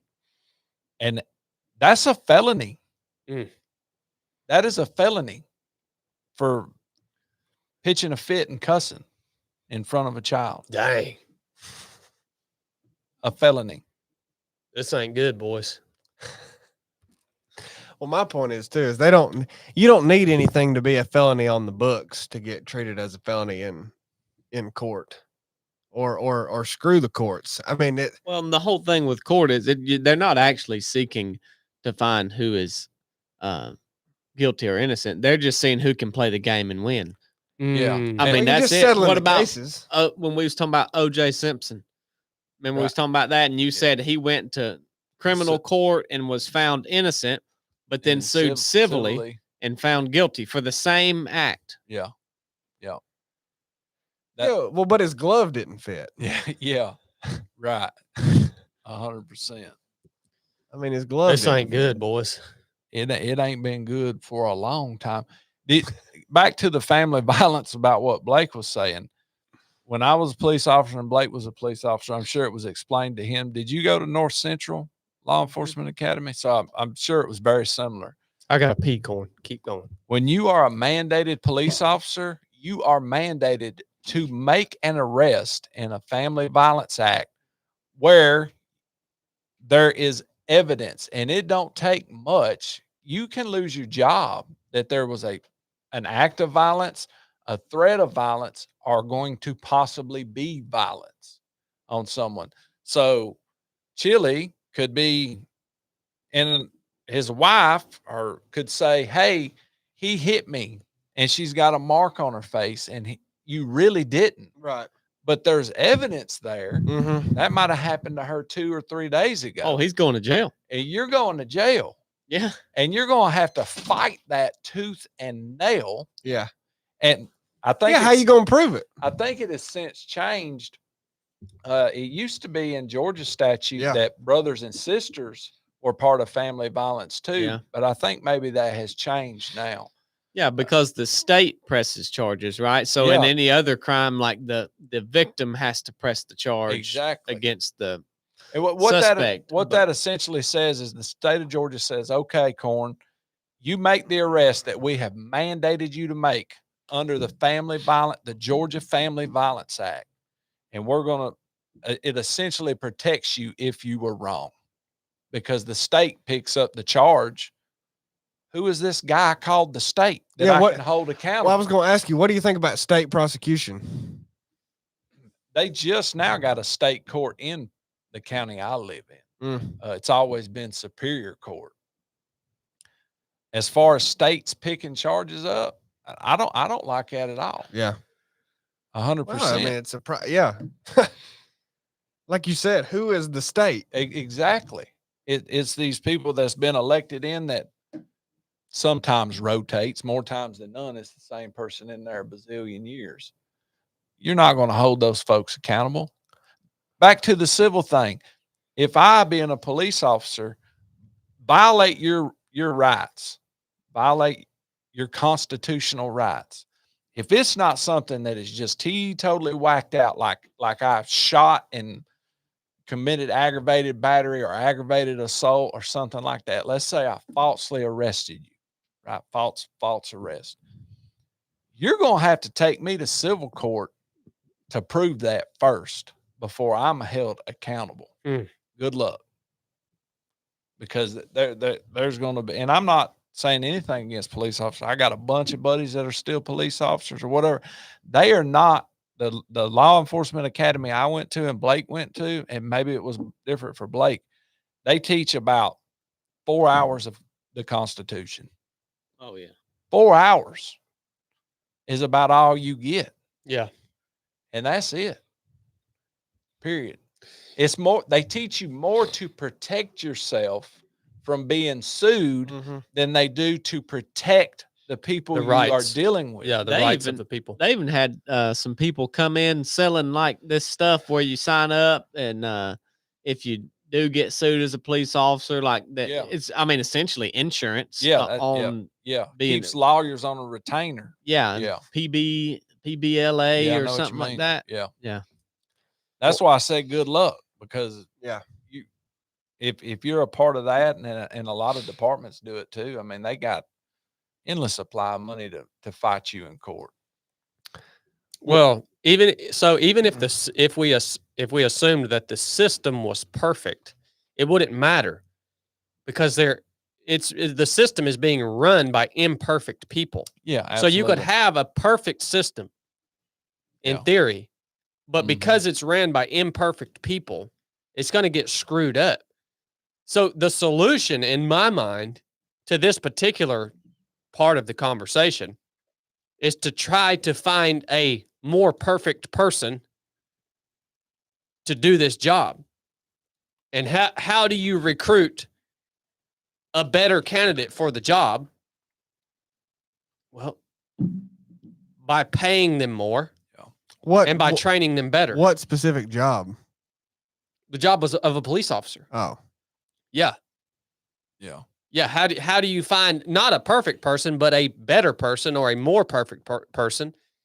It's by making the job more desirable financially. And that may be a quick way to go, but as the time wears on of being a police officer, your characteristics, I'm not saying that there's some people that's been police officers all their life and they're jam up. They're not going to violate your rights. They're not going to do nothing wrong. They are wound tight, and they are some awesome officers. That job will wear on you. Yeah. Like wear on you big time.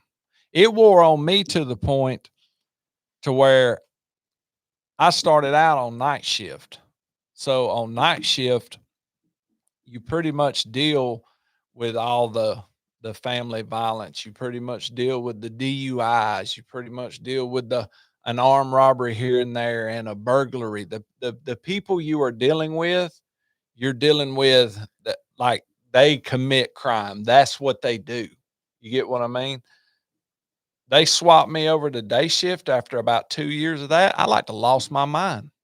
I was like, I can't deal with these people that are normal. Like, I only deal with normal people at my house. When I come to work, I want these people trying to fight me. I want them trying to run. I want them cussing me out. Yeah. You get what I'm saying?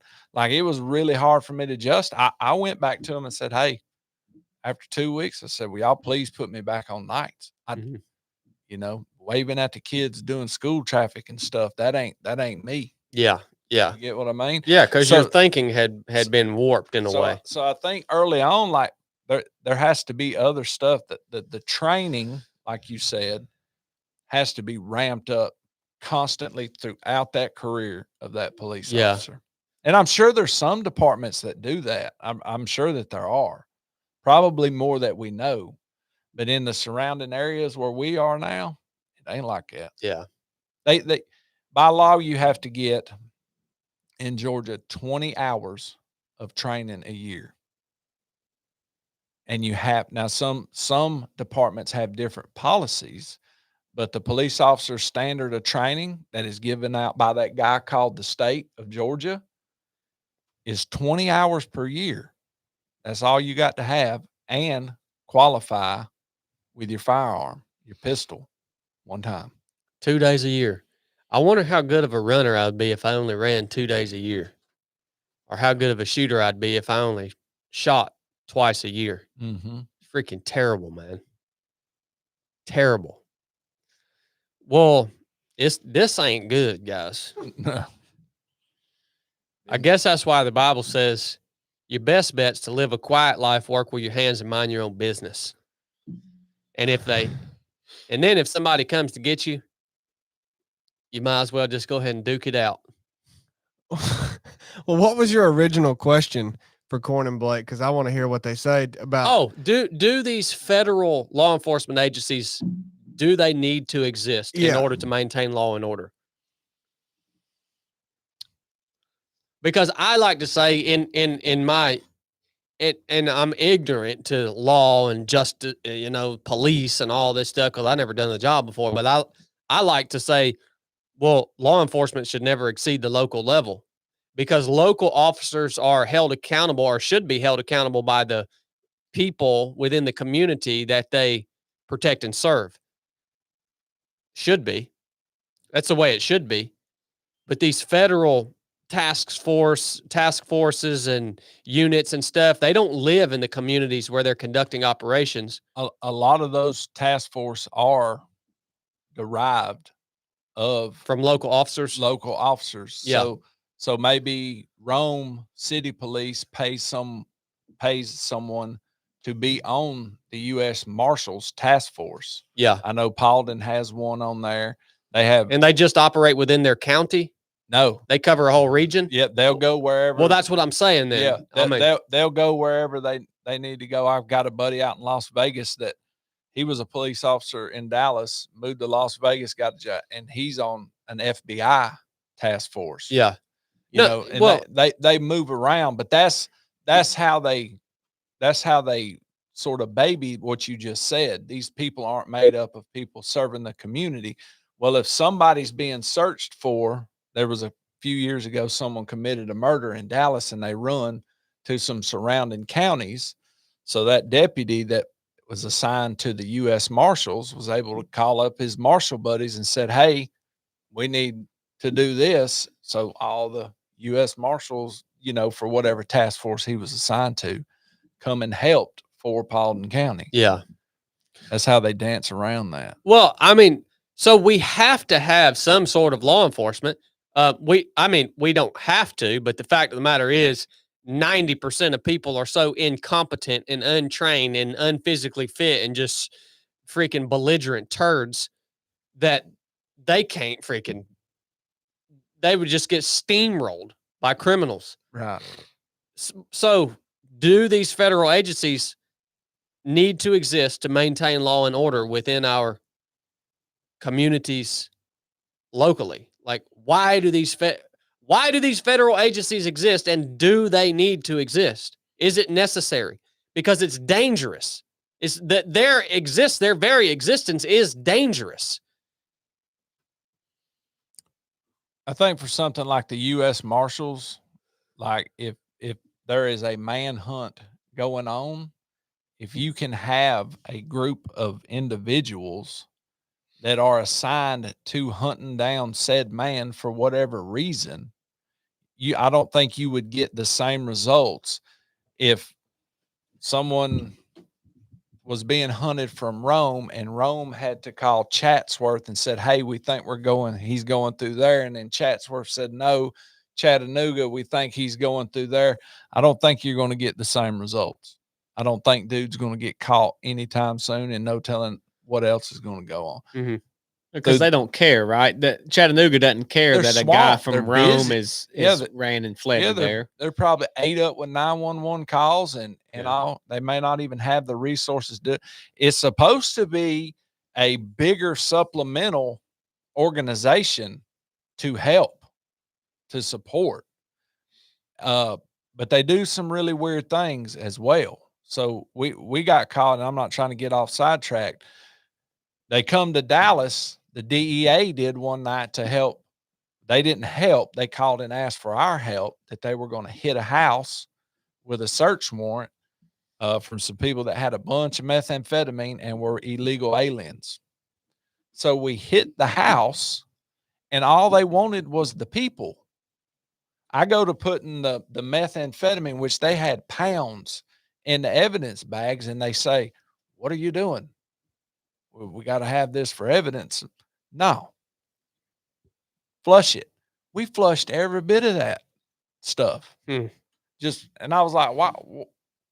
All we want's the people. They're arrested. We're either going to deport them, they'll go to court, so however. I was shocked. If it ain't money, they don't want it. They don't want it. If it ain't money or people, they don't want it, dude. I was wondering, well, I wonder if these people even going to, I don't know that they were illegal. Like, are these jokers actually going to get tried for this? Or, what's going to go on?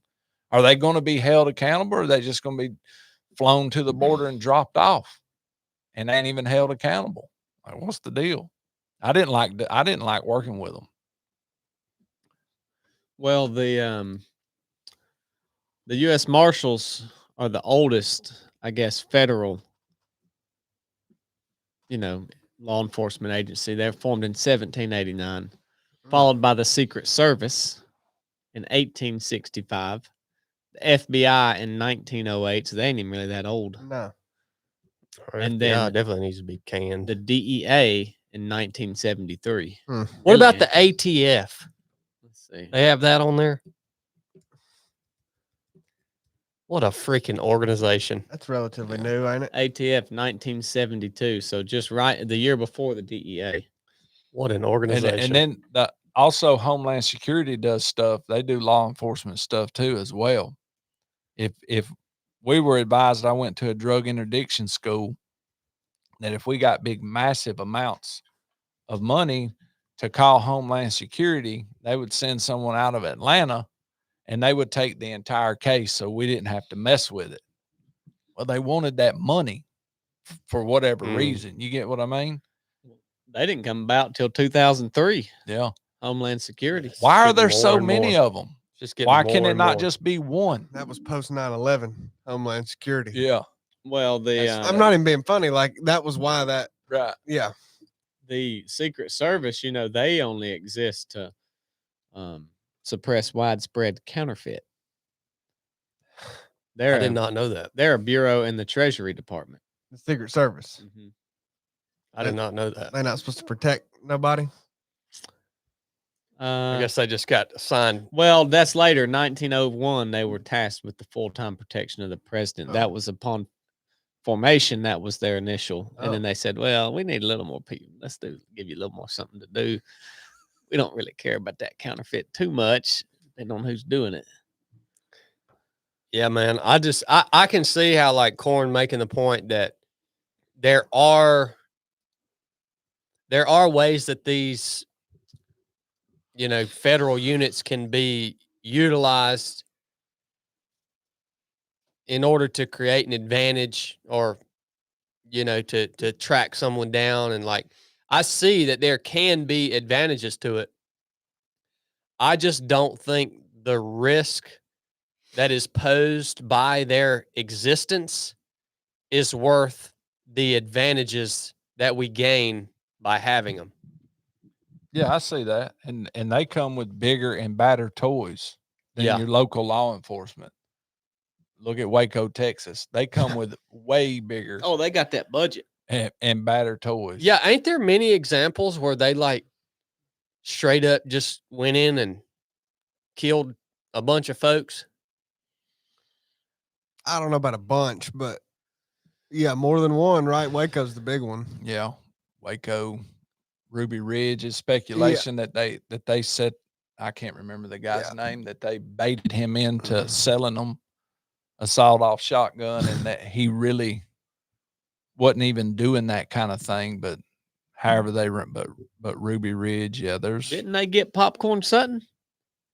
No, Popcorn killed himself. Oh, but they was after him. They were going. Yeah, they were going to lock Popcorn up for tax evasion. they locked up dang Block Cochran for eating an owl. What was this? Something went down a few years ago.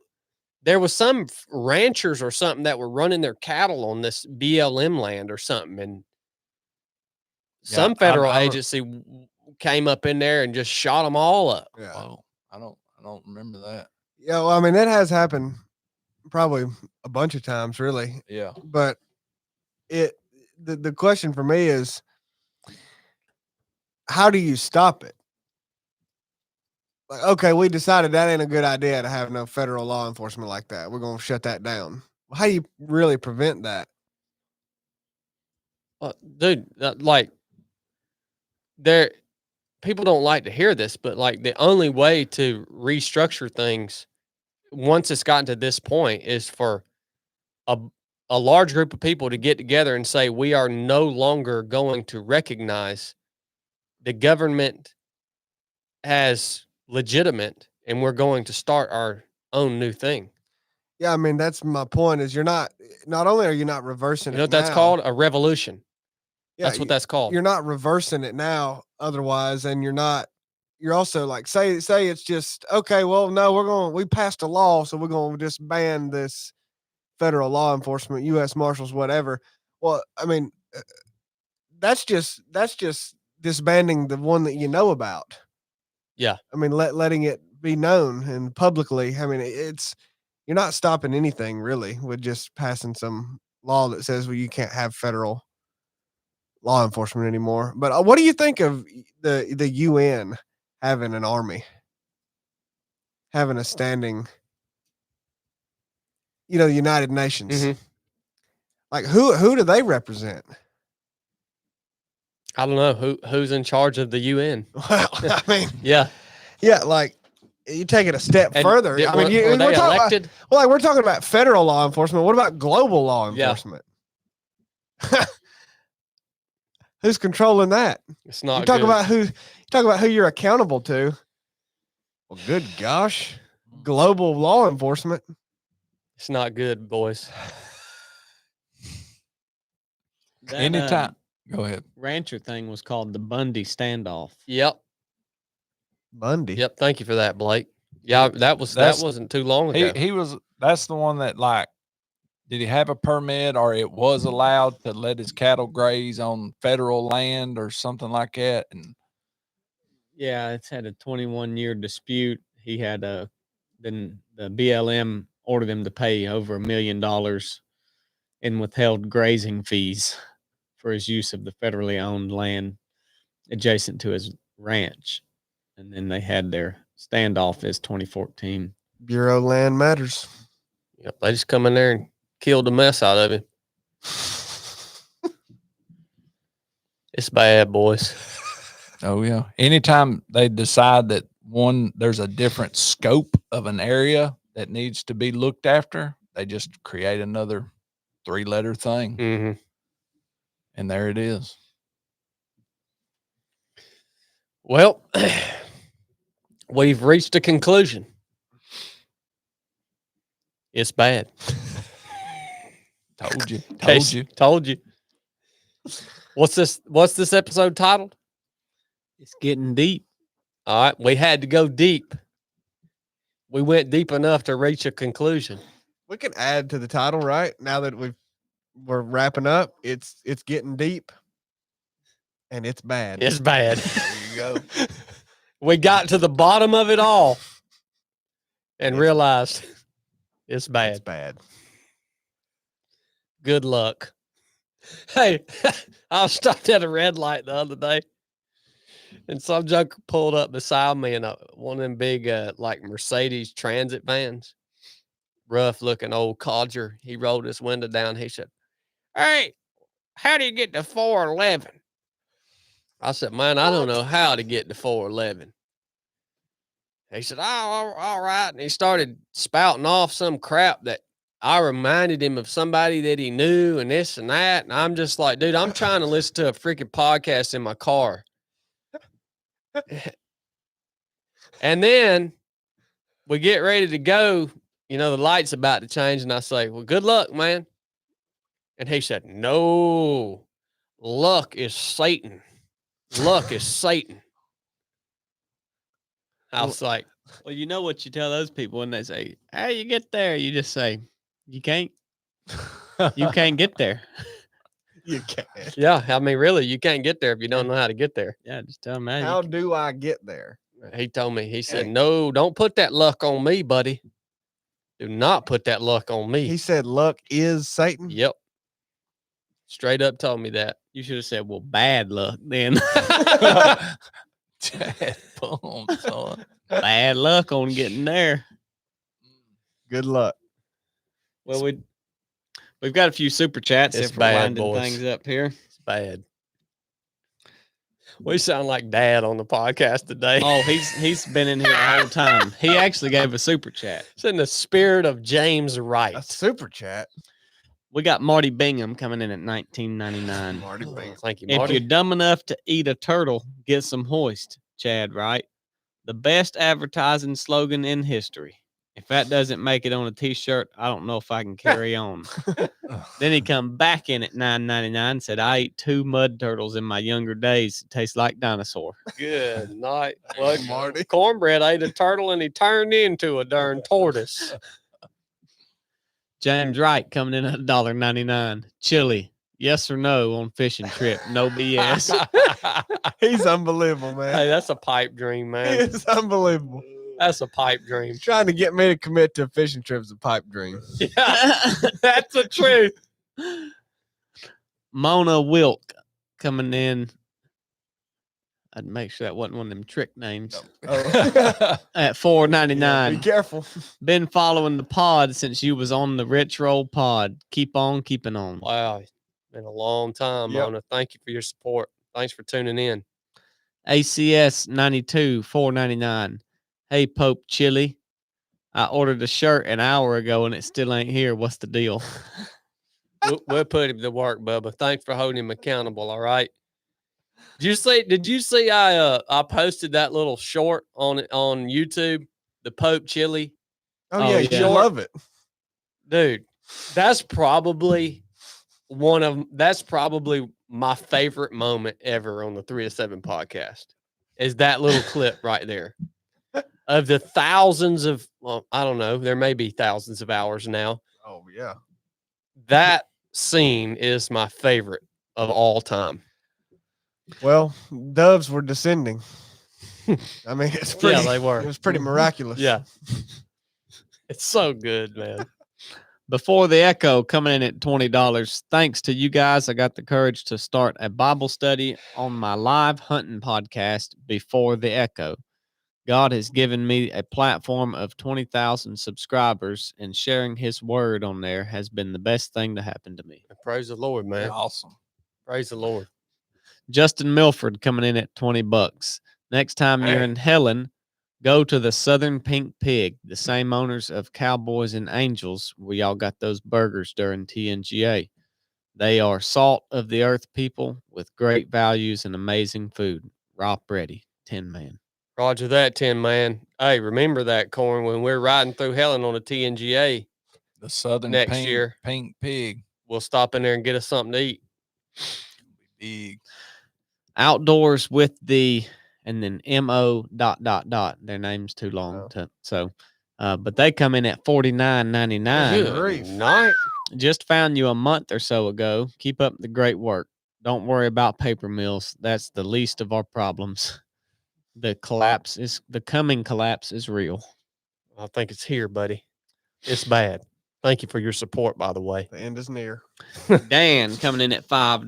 OTR trucker and former C-130 engine mechanic. I just want to say thanks for all entertaining content y'all make. I appreciate y'all. Dan from PA. Well, we Thank you, appreciate you, Dan. That over the road trucking. I tell you what, y'all boys do a hard job. That's right. TJ McLaughlin coming in at $19.99. Dang, Sharing TJ. Sharing our hope in Christ is our highest calling. Thank you for the reminder of its impact and importance to our world. Yeah, everything else is TJ. pretty much superfluous. It's just superfluous conversation.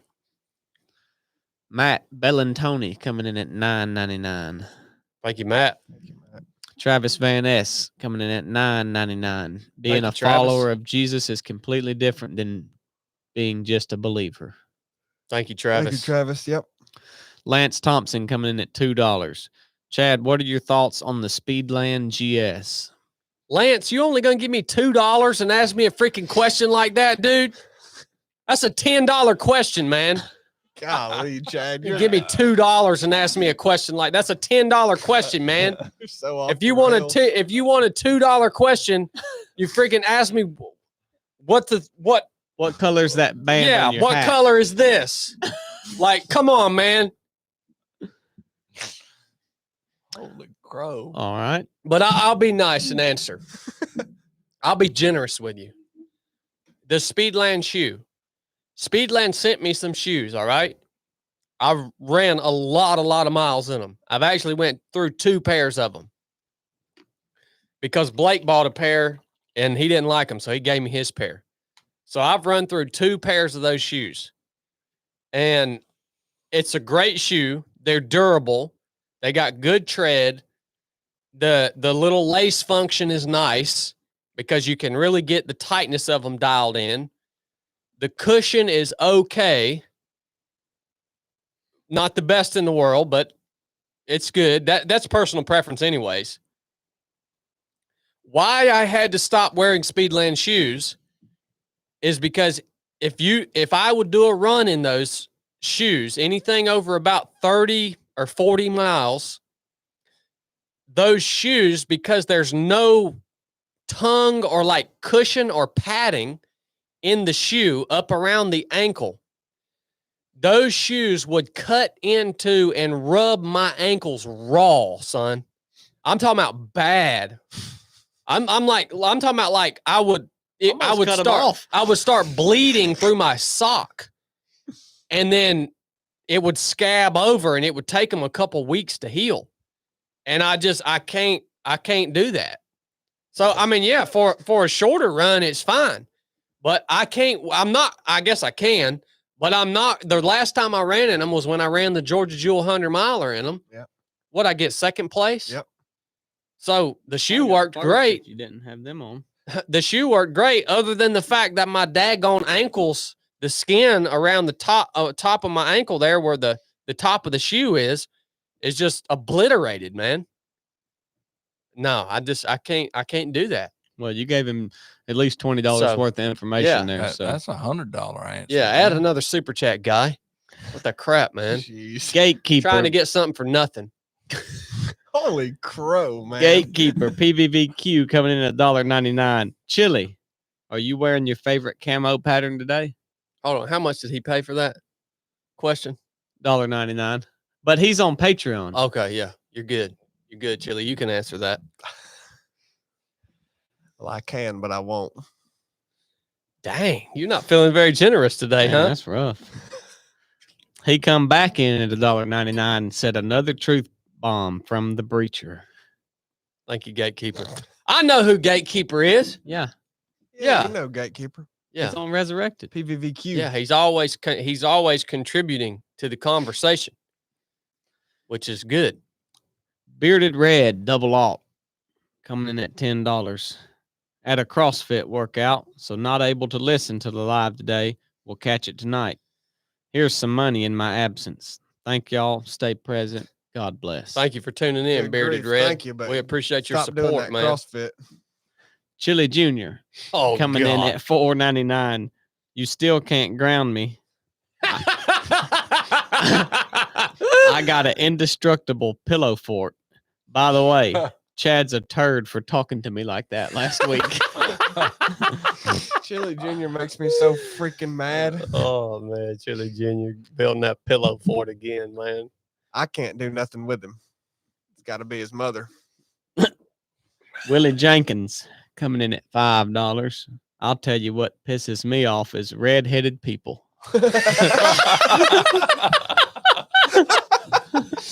Dang, son. Was that Willie? That's Willie. Yeah, I like that. I ain't standing stinking redheads either, man. Almost as bad as men that shave their legs. Neo Amish dude coming in at $20. Took a friend 2 years of asking me to come to church before I got serious about my faith. 10 years later, I'm still finding significance of things I learned at that church. Live right, plant those seeds. God will make it work. Thank you for your support, man. Thank you. I hope you're not an actual Amish, though. If you are, give more money. Amish. 20 Amish dollars. Oh my Tax evasion. gosh. Amish tax evaders. Corn, why do you shave your legs? I don't. Wow. Corn, Nordic. come on, dude. I'm Nordic, son. Come on, Corn. He'll admit it one day, Chili. He don't. He Adaptation. uses Nair, that stuff you just pour on them in the shower. That's it true. You don't eats. shave. I'm built different. We got Mike Hoffman coming in at $9.99. No I'm cap. blessing you with this super chat because God is blessing me. You are blessing us with this podcast because God is blessing you. Keep being a blessing. That's how we use self to promote Christ. Thank you, Mike. Thank you you, seen Mike. the journey he's on, man? Running. No, you have to show me that. Oh, it's gonna be big. It's already been big. Yep. It's yeah, Mike's one to check out. It's inspiring, man. We got Travis Van S coming in at $1.99. I find speed limits to be asinine. Yeah, He don't like I speed agree. limits. Yeah, I don't know. When were those Travis. instituted? I ain't got a clue. 1943. I bet it was FDR. Speed limits. That wasn't a thing back in the day. You know, before there was cars. Yeah, they didn't really care how fast you went before there were cars, did they? You could run 5 miles an You know what hour I'm saying? or 10. Didn't matter. Speed limits. You can take your speed limit and shove it up your bazonga, son. Have a raccoon come eat your bazonga out. We got Mark Porter coming in at $99.99. Night! Oh my gosh! He said, "Come down and speak at the men's barn meeting in Florida, and we'll take you to do your favorite thing the next day: deep sea fishing." Oh, With a laughing face. God bless you Dang, guys. son. Thank you, Daggone, Mark. Mark. You need to Dang, answer a Mark. question of his he didn't even ask. Then we Mark's- had little Virgil coming in at $2.99. Hold on. You know LV's a patron now? Yeah. Well, somebody named LV is. Yeah, we don't know. somebody if it's, named Little Virgil joined Patreon. we don't know if Wow. it's the genuine. You never know if it's him or not. Well, yeah, I wouldn't trust that. What kind of comment did he leave? He's got this like That's LV. little dinosaur emoji, and it's doing like this. Okay. So That's that's the him. real LV then. Yeah. We Okay. got muscled up runner Greer coming in at $9.99. Great message today. God bless and love y'all. Cornbread 2024. Believe yeah. that. Thank you, That's what I Muscled Up like. Runner. We were just talking about you this morning. Yep. That's Thank my you, boy Steve. right there. We got Cornbread 2024. Matt Bellantoni coming back in at $1.99. Chili, go catch you a fish and make some good memories. Look, fishing is for freaking old people that can't walk or do anything else. Go down to the dang fishing hole. It's a bunch of old geezers that can't even walk. Yeah, I don't Nobody can do something else. Going to go fish? I don't fish saltwater. Fish nothing. I don't do it. Fish ain't even fit to eat, man. Well, I disagree with No, that. crap on them fish, man. That salmon is good. No, Yeah, I heard you one time And say that you tuna. That like tuna's bass. good. no, I don't like any kind of Yeah, fish. you do. I heard Fish you is say it. nasty. You like to eat bass. I must have been talking about something else. I wasn't talking about the fish. He'll eat old nasty catfish. I seen like him do it. catfish. I will not eat a catfish. You won't eat it from you used to eat catfish? that from Moe's all the time. I will You not. ju- That you was ju- back when I was cat- a poor dude. Catfish fillet. Poors eat catfish, He man. just got done saying he loved that Catfish restaurant in nuggets. Mississippi. Yeah, that was back when I was a poor. Poors eat catfish, man. You like trout nuggets. I've seen you No, eat trout I don't nuggets eat since that. you were rich. I do not eat that crap. I've seen you do it. Fish is the nastiest thing you could possibly eat. Look, you go out there and get fish and you get guts and livers all over you and get, nasty fish slime all up on you, wet and hot and sticky. You're stuck on this daggone boat out in the middle of a water that'll kill you. Out In the middle of a water. in the middle of a water. Fishing is miserable, dude. You're going to torture yourself. Go fishing. That boat's got air conditioning. I don't give a crap. You're still stuck out there. If that thing sinks, get you're out dead, there man. And you look. It's okay for you to get away from the place where you live. That'll get seasick. Tell him, Corny. It'd be good for him to go do something. It would be good for you to get out and let somebody else have the itinerary planned out. I'm not that adaptable. Tilly will tell you that. I had a boat one time. You did. One time I was a real stupid guy. He changed off that quick. He did. Yeah, Look, he didn't like that. I had a boat. It was he called. admitted he ain't adaptable. Look, I had a boat. It was called the Scum Frog. Named. It was a center console boat. But it didn't have no air. It was called the Scum Frog. What'd you do with it? I took it out. The first time I ever put it in the water, I forgot to put that plug in the back of the boat. And I'm going out. the plug. I'm going out into the Chesapeake Bay, and the boat starts to sink. Yeah. So I turn the boat around, and I'm headed back into the boat ramp, and here comes the Coast Guard. And the Coast Guard tries to board my boat to check all of my safety equipment. And so I stop. The boat is literally sinking. The Coast Guard man jumps off of his boat onto my boat. And I said, look, buddy, I'm taking this thing into shore. And I just gun it. And then his buddies on the boat thought I was trying to get away from him with him on the boat. And so then they chased me all the way back into the dang boat dock. And I drive the boat up onto the land. And then and then the Coast Guard told his buddies, hey, this thing was going down. And I ain't doing it, man. I am not doing it. Crap on fishing, man. We might just book it. Yeah. Well, for the record, it ain't me that's keeping it from being booked. It's Blake Wright. Do you want to go? What does it matter if I want to go? Well, that's because you're like the low hanger. Like we got to have you. What? Then I clearly ain't the low hanger.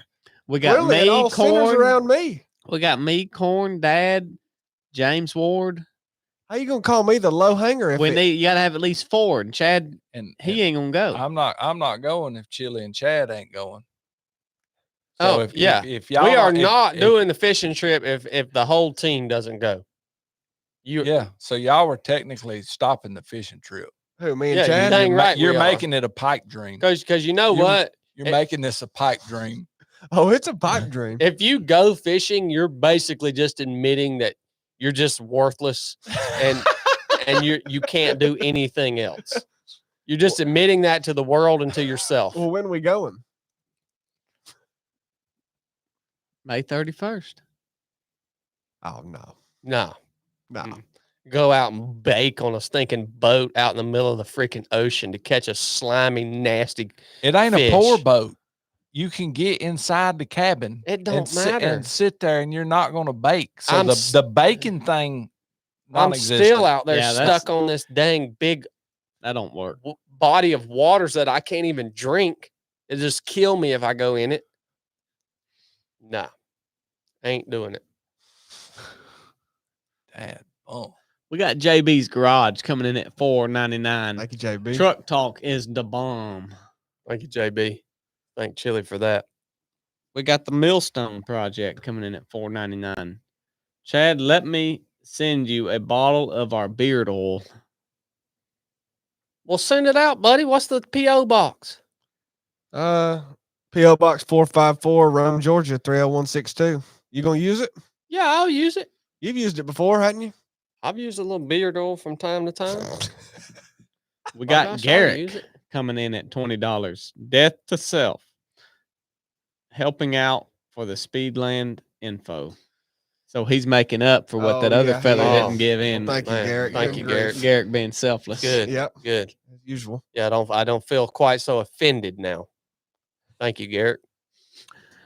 Kyle Chiraboga coming in at $1.99. When we joining this pickleball tournament, Chili? Well, there's new developments on that.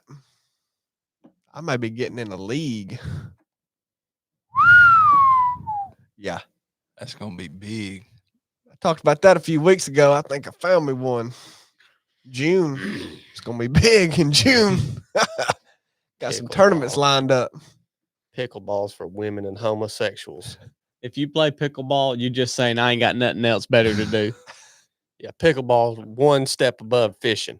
I got two tournaments I'm entering. Pickleball and arm wrestling. Arm wrestling. Y'all do something productive with your life. Dang it. We got Clock and Floor coming in at $1.99. Decoy super chat. Oh yeah. Thank Clock you, and Clock floor, and Floor. he'll drop them. Mm-hmm. Sheldon Hoyt, $10. Missed the show. Here's 10 vet dollars. Appreciate that, Sheldon. Sheldon. I like that name, Sheldon. Matthew Bowman, $4.99. Finally getting to see a live stream. I appreciate you guys more than you know. God bless. God bless you too, Matthew. Thank you for your support, man. Jesus Crisco coming in at $1.50. Oh, There thank you you. go. Thank you, Jesus. Appreciate your support, man. Muscled up runner Greer coming back in at $4.99. He said, I'd love to ride in Colorado with y'all. Well, come ride then. You better gird your loins though, muscled up runner. It's gonna be big. 570 miles, man. Come out and ride. It's a race. Yeah. Public competition. Yeah. Neo Amish dude coming back in Back in. at $10. Good grief. Here's some more farm tax return money. Uh-oh. Putting turkey shells into trees ain't cheap. Love you guys. Keep up the good work. Ain't that the truth? Clock and floor, $1.99. When I work out, it's just the clock and the floor. I like Okay, that. I Hey, like that's it. deep. That's deep, Real son. deep. That is deep. If you really Oh, think like- about that, Yeah. I mean, really think about that. Yeah. Oh, I It's think- deep like deep sea fishing. Deep Yeah. like that. You know what I mean? We getting deep sea He's- fishing. He sent another $1.99 and said to answer Chad's last live. So Clock and floor. We appreciate you for bringing in a deep conversation of this episode, man. That means a lot to us. and that's all. All right. We love you guys. Lord willing, we'll see you next week. Enough said.